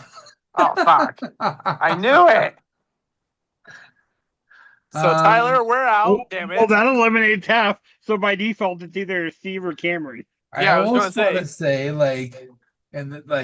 shout out to him, but because when I played with him, I think he was probably one of the Played only, with him? Oh. Well, okay, hold on. He was probably one of the only org person, that kind of almost gave me a good scare in his game because the guy talks his shit and plays his shit, but plays a really good game. Is Chris Miller. Oh yeah. That's a good pick. I've learned not to fuck with him, but he's a really cool guy. But he knows what he's doing when he's playing these games. I haven't seen him in a game in a while, but yeah, Like that's where I would pick. That's a good pick. Chris Miller's a legend. Yeah. All right, Cam. So I'm fairly new to Big Brother. I get bored easily. This is actually going to be the first season I'm committing to actually watching every episode. But I have watched a couple seasons of Big Brother. It's just very long. But I'm enjoying this season. So, with that limited knowledge, one season I did watch, I don't know if you could consider it a good gameplay, but I thought was very entertaining. Was I think it was season 2 of Big Brother, Celebrity Big Brother, and it's only because of this scene that one of the jury members that was on the O.J. Simpson trial came into the Big Brother celebrity house, and then from there, a what's his name, something Green, who is like a comedian, went directly to him, and the jury member on the O.J. Simpson case is like, "Oh, I wonder who's going to come into the house next." And without missing a beat, the comedian said, "Oh, it's going to be O.J. Simpson probably." And then the guy's face just had like terror in his eyes since he was a jury member of the O.J. Simpson case. And that's probably one of the favorite Big Brother. And it always stands out to me, not as like a casual like person that watches Big Brother, but someone that's new. I like that. I did like, even though I don't like, I think it was All Stars. I thought someone that was entertaining was Enzo. I really liked kind of his play style. Um, and I thought he was entertaining. I really like entertaining people. Um, and that's kind of where I stand with that one. Survivor is very interesting because there's so many good ones, right? There's Tony, there's Sari, there's Sandra, but I think someone that is often overlooked that I enjoy, not necessarily being the best player, but I think he has entertainment. He has draw. Whether you like him or you hate him, you're watching to see what happens next, and that is Russell Hantz. I really enjoy his villainous game in both Samoa and Heroes versus Villains. Went back to back to final tribals, didn't win. Went to Australian Survivor, got wrecked, but regardless, he was entertaining from the moment you saw him to the moment the game ended for him. And that's my Survivor one.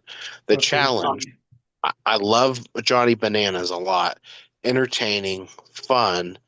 But I moved off of him, and Corey's actually someone that I really enjoy watching nowadays, just because he always seems like he's like an ultimate underdog where he always tries to get to the end, but he just cannot fully commit to get the win. And I think he's a good player. I think he oftentimes gets in his own head, but I also think it's a matter of time until he really does it. Entertaining character. He's fun to watch, and he's not like very raunchy either, like some of the challenge people are. You could really tell that he's there for a specific reason. Early season Corey, well, I beg to differ. That's a whole different story. Well, he's a But new man now. I mean, I'll give Corey props. Obviously, like if you paid attention to when they were filming 42, people heard a disclaimer about Corey having to come back to the U.S. I do think basing it off of the Challenge 42's cast and with it being cutthroat, depending on the team Corey was on, I could have seen Corey get far. Right. So I think Corey is due for that win.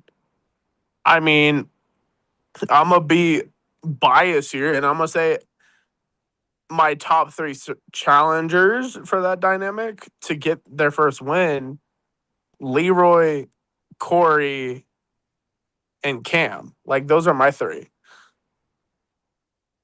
So Yeah. And then the last one, orgs, from hosting, playing, um, it might not come to any surprise. Um, he may or may not be on this Zoom right now. Oh, you're fucking with me.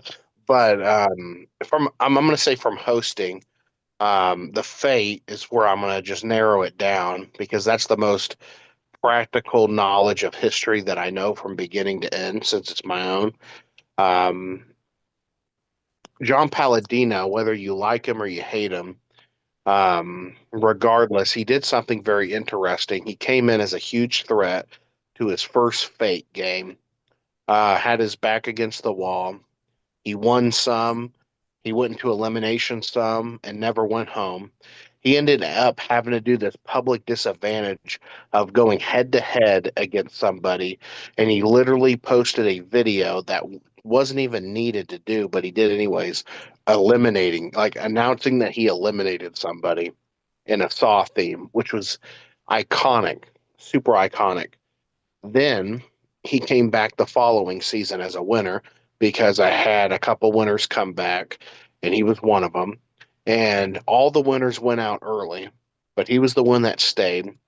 And with the Fate, once you make it to the end, you have a final race. You're racing against other people to complete anywhere from 4 rounds to 15 challenges, anywhere from 4 challenges to 15 challenges, and you do them back to back to back to back. And from the beginning, you're timed until you finish. And the last one that I adopted several seasons ago, and it's a staple, is you have to take 3 golf balls and you have to stack them, and you have 15 minutes before you time out. If you've never stacked 3 golf balls, stacking 2 golf balls is fairly easy. Stacking 3 is difficult. He was the first one ever to actually successfully do all 3 golf balls in under a minute. Cameron just likes playing with balls. Confirmed. And from the Fate aspect, he's a phenomenal orger. If I say from my experience from 2019 to now, I would say hands down Belinda, because she has won over like 35, 45 games, and it's because she's likable, she's easy to talk to, and she's an amazing woman. Love you, Belinda. Yep.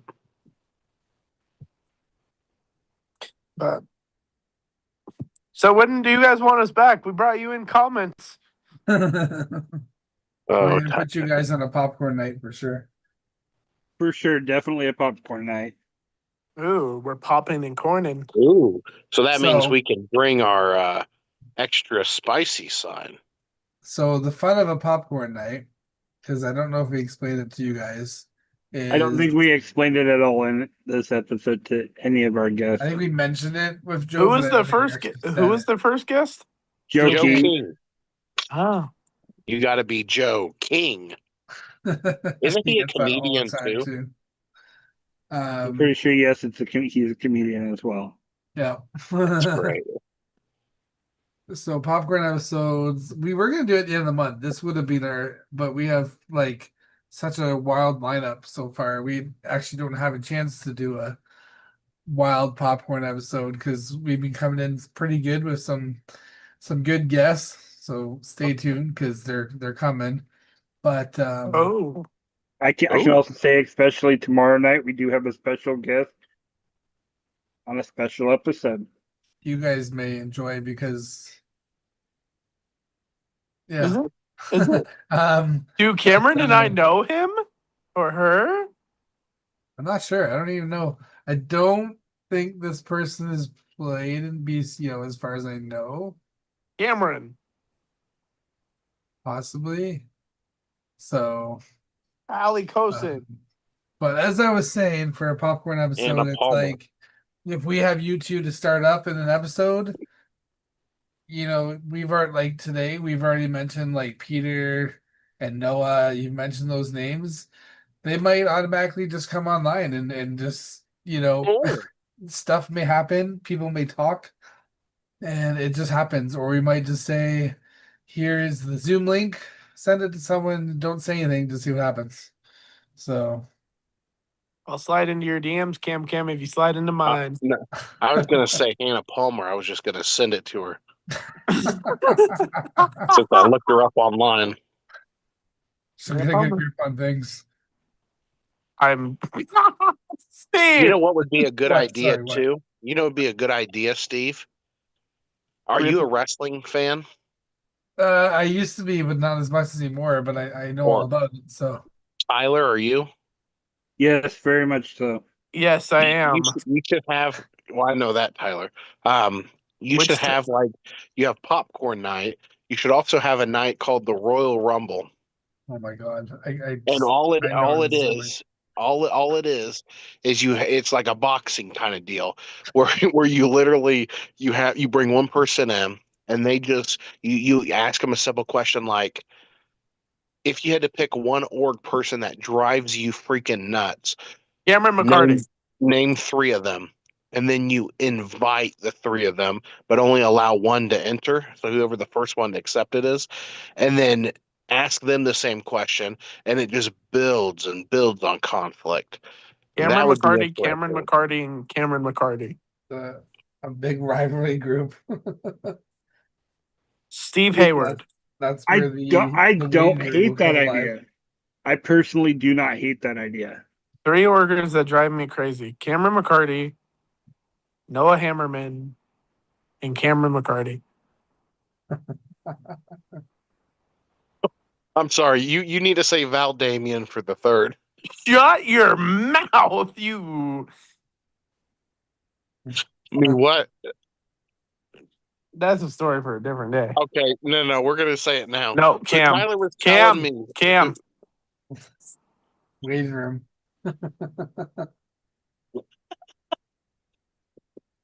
Cam. He's got I a mean- serious look on now. The fact that Cam just name dropped and now it's out there in the YouTube world. Our viewers want to know now. No, that's. Yeah, no, that's not happening. before BCO is what it is today, they had different hosts, right? Some good, some bad.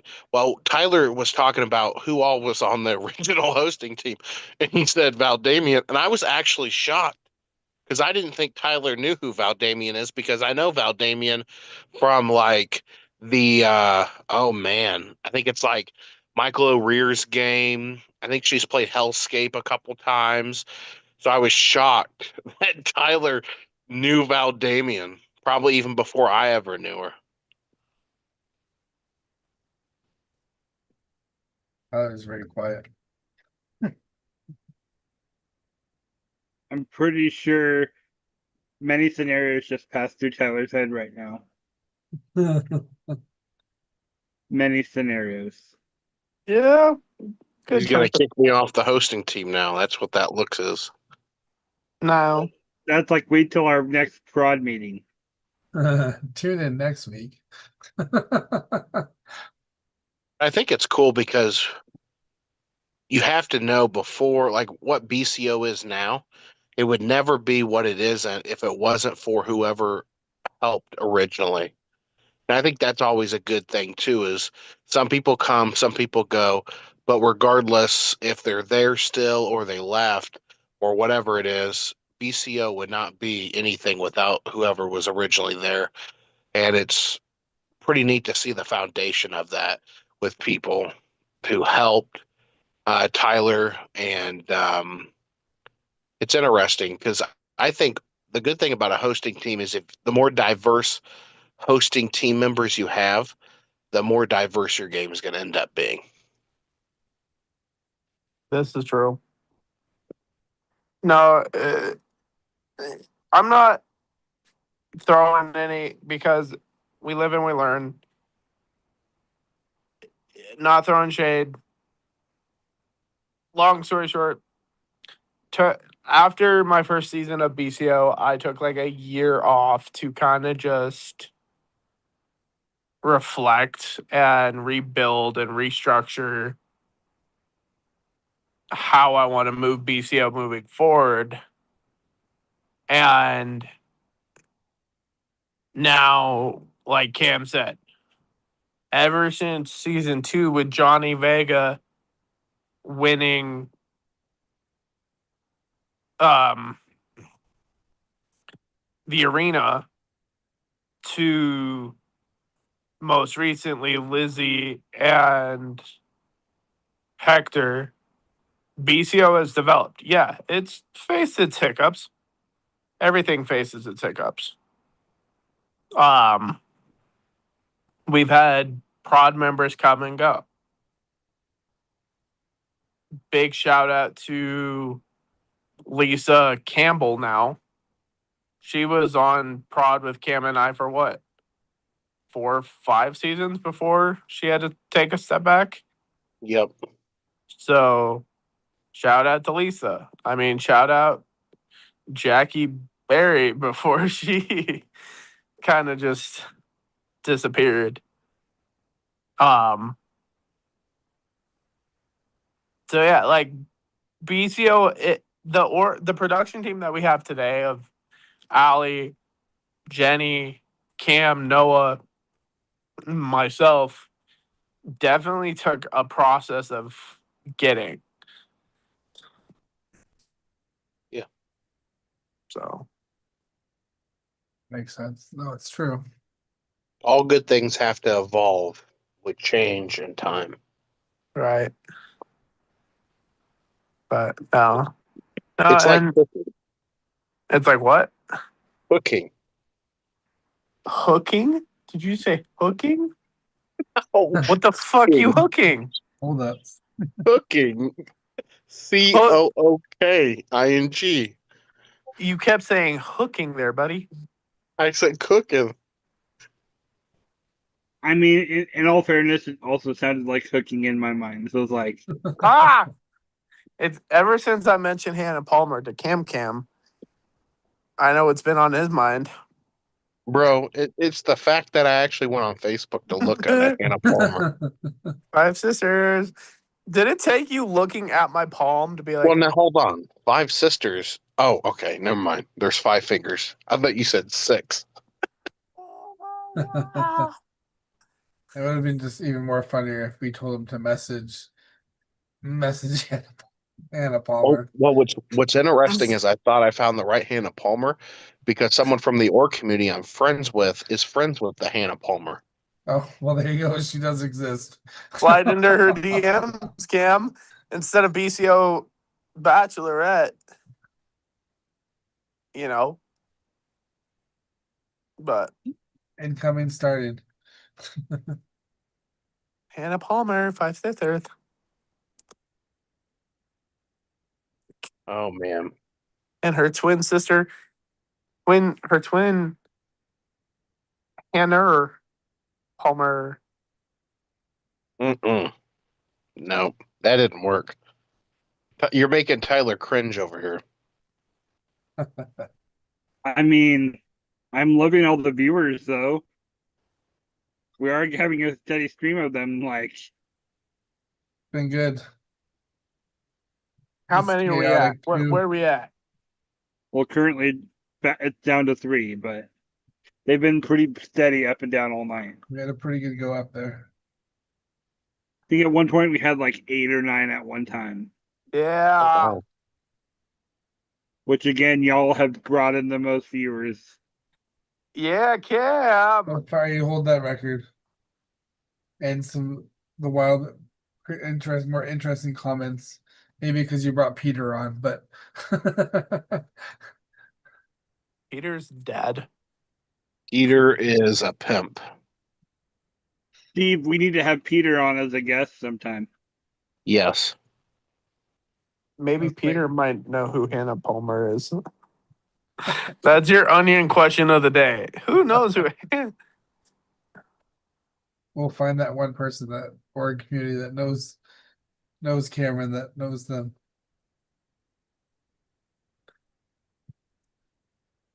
Cameron, who's Hannah Palmer? Then you guys have to wait for your graphic that I'm sure Tyler's already working on. That will be on your podcast video thumbnail. Oh, I already have it made. I made it like right Oh yeah, before that's this right. You do. episode. I remember seeing it. I forgot. Let's see this graphic. Send it to our Ooh. DMs. You want me to send you Hannah Palmer's contact info? No, thank you.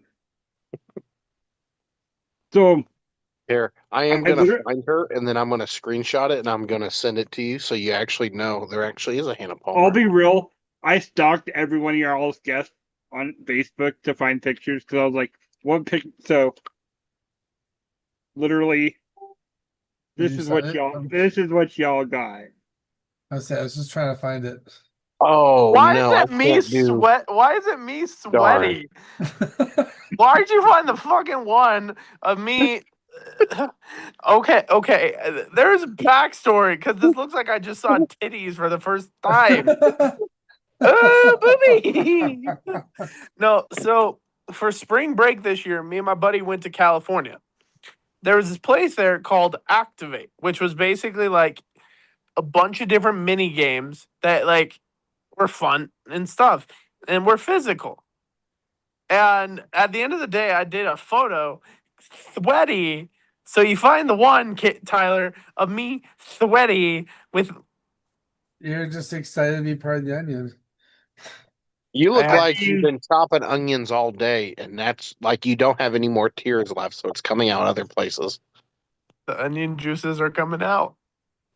I mean, I'll be real, Tyler. You don't have a whole lot of pictures to choose from with just you. It's always like there's other things involved. I'm like,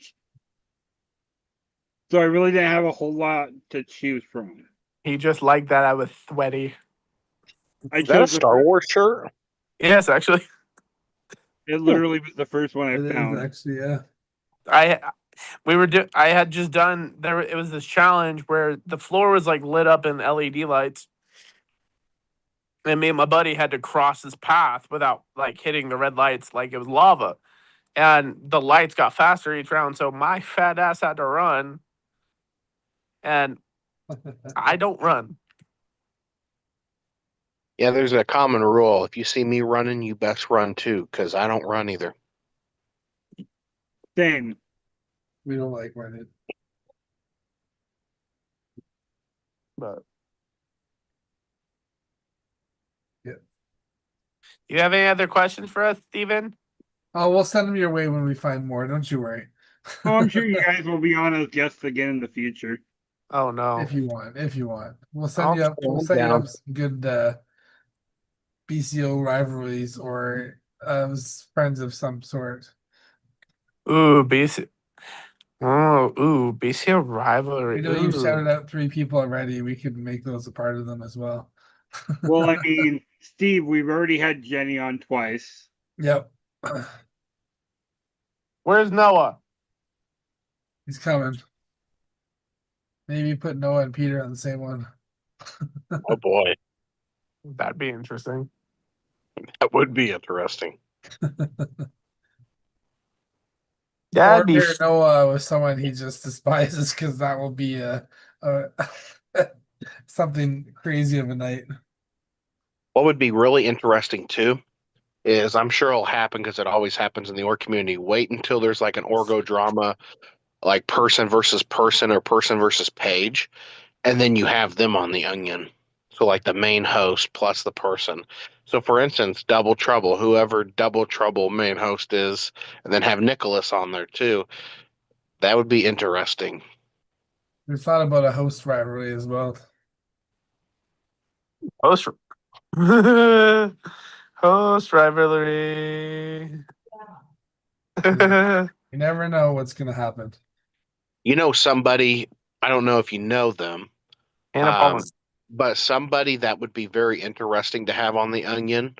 If you don't know them, I can introduce you. Andy Korb, just because of the fact that he has, before he joined like Facebook orgs and before Vanquish was a thing, like Expedition Online, and it was called something else at one point.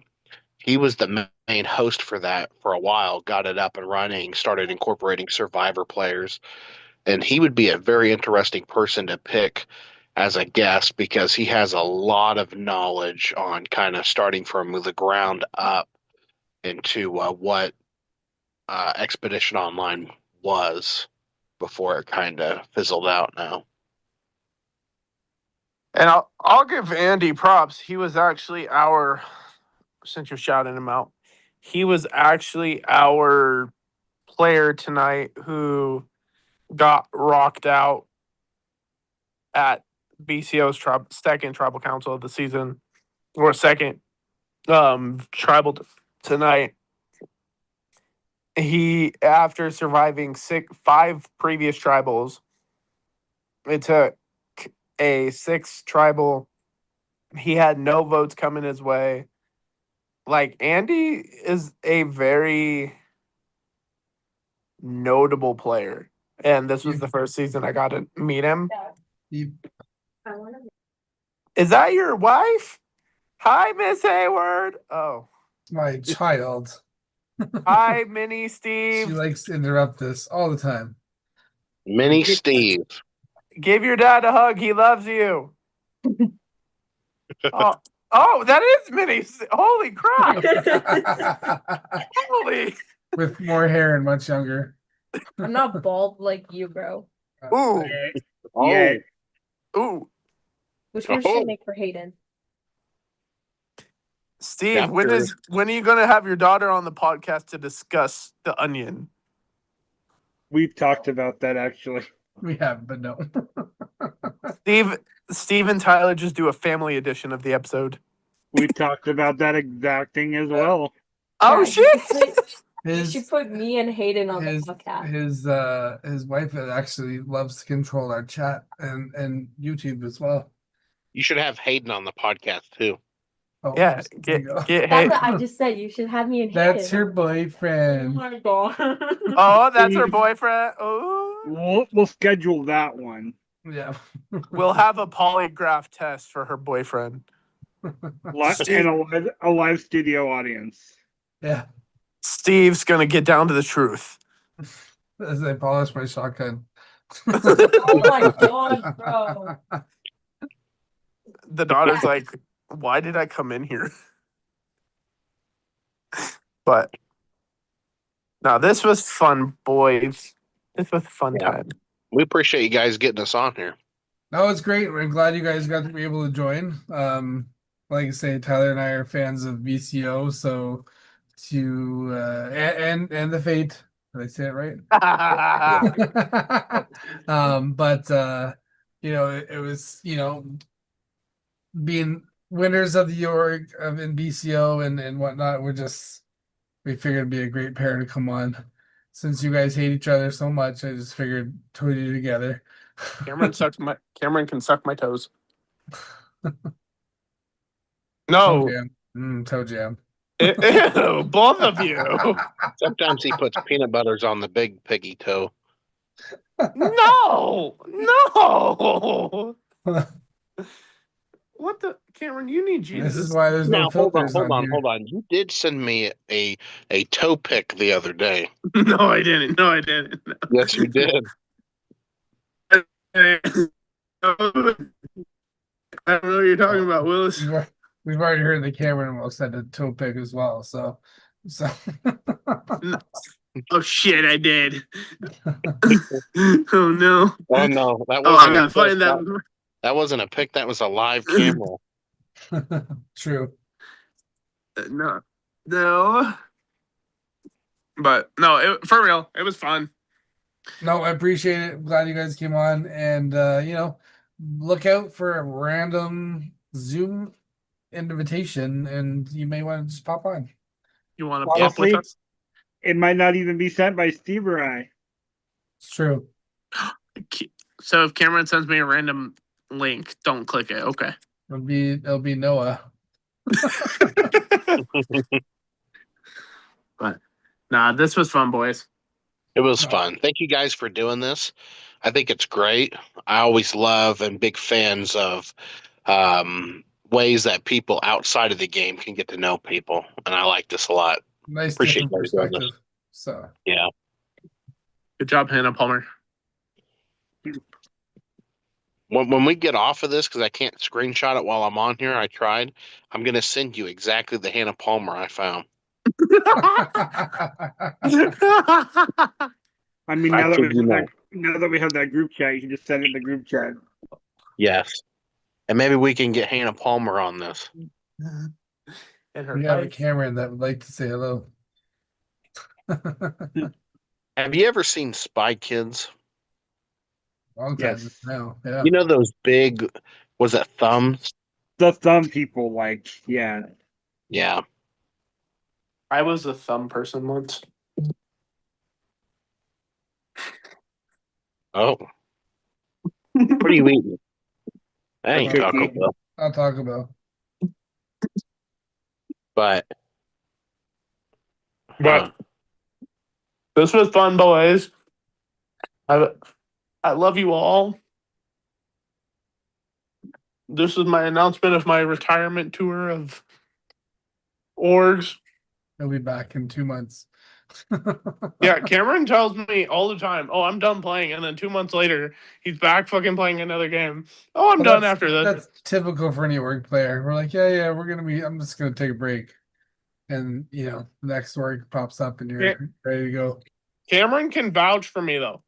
So last year I was doing my student teaching for my degree. After the last Big Brother game I played, I told myself I would not play any orgs for the entire time I was doing my student teaching. Cameron, can you confirm I did not play any orgs? you did not. So, but yeah, no, Cam's like, "Oh, I'm done playing."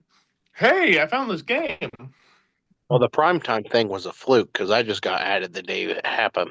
I want to say, Cam, you were in viewers lounge there for a little bit, and then they were like, "Hey, anyone want to play?" And then you got removed from viewers lounge. So Well, so fun fact about that, really quick. Shout out Jenny.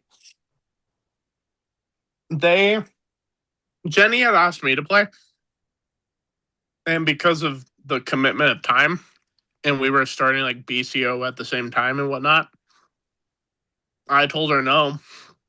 So I told her go ask Cam. And I said no. liar. And then a confessional was made and I had to play. Cameron said he wanted to be the traitor.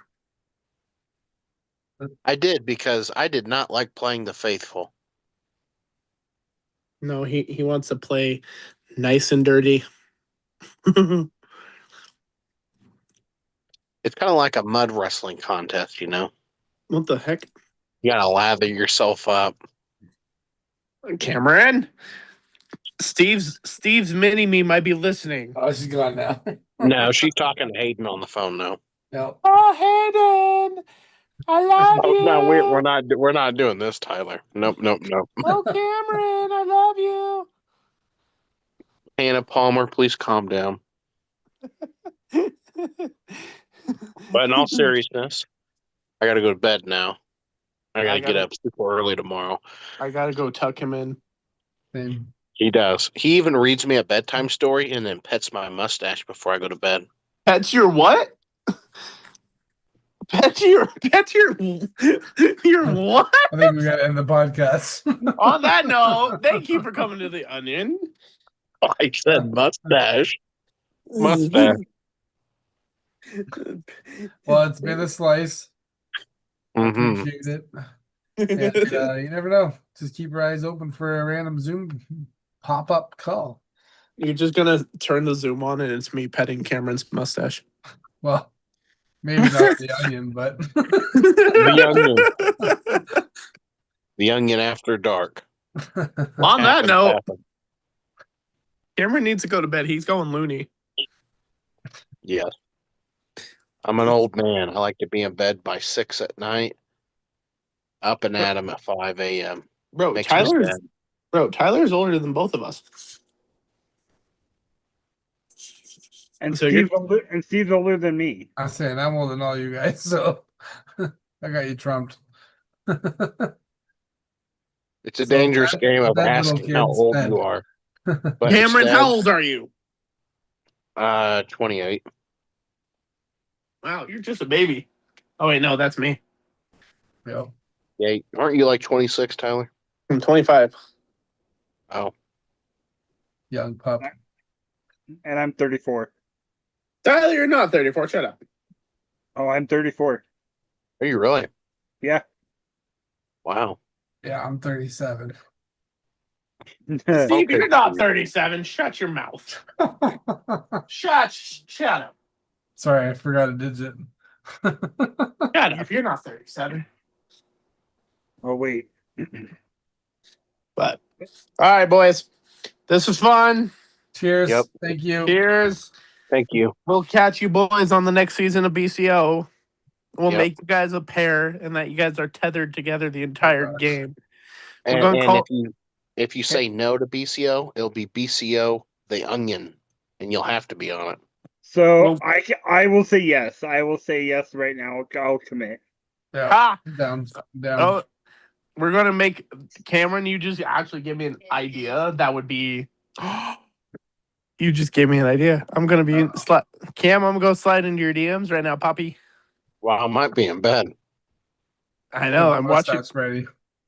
Yeah, get the oil in the mustache ready. Oh, I'm ready. Steve's gonna be watching through a camera. Oh boy. We're gonna live stream it on our secondary website. Called the Tunyon. Well, with that, I leave you guys to leave the Zoom whenever you like, and we will The be ending it Tunyon. live very shortly. Bye, guys. All right. I appreciate y'all for doing this. No worries. Thank you. Bye. Have a good one. All right. Bye bye. And that is that. Another successful episode, and I can honestly say, Steve, looking at the time frame, I think it's a beat. it's definitely our longest episode. I mean, it was Rocked also with the longest episode, biggest chat creation on YouTube. So, it just keeps getting better from here. So it's nice. And, what's a curfew for sleep time when you got the Onion? So, I mean, I know we'll be wrapping up soon, but to all the ones out there, tune in tomorrow to our special Monday episode, only our second one possible out there. second Monday episode.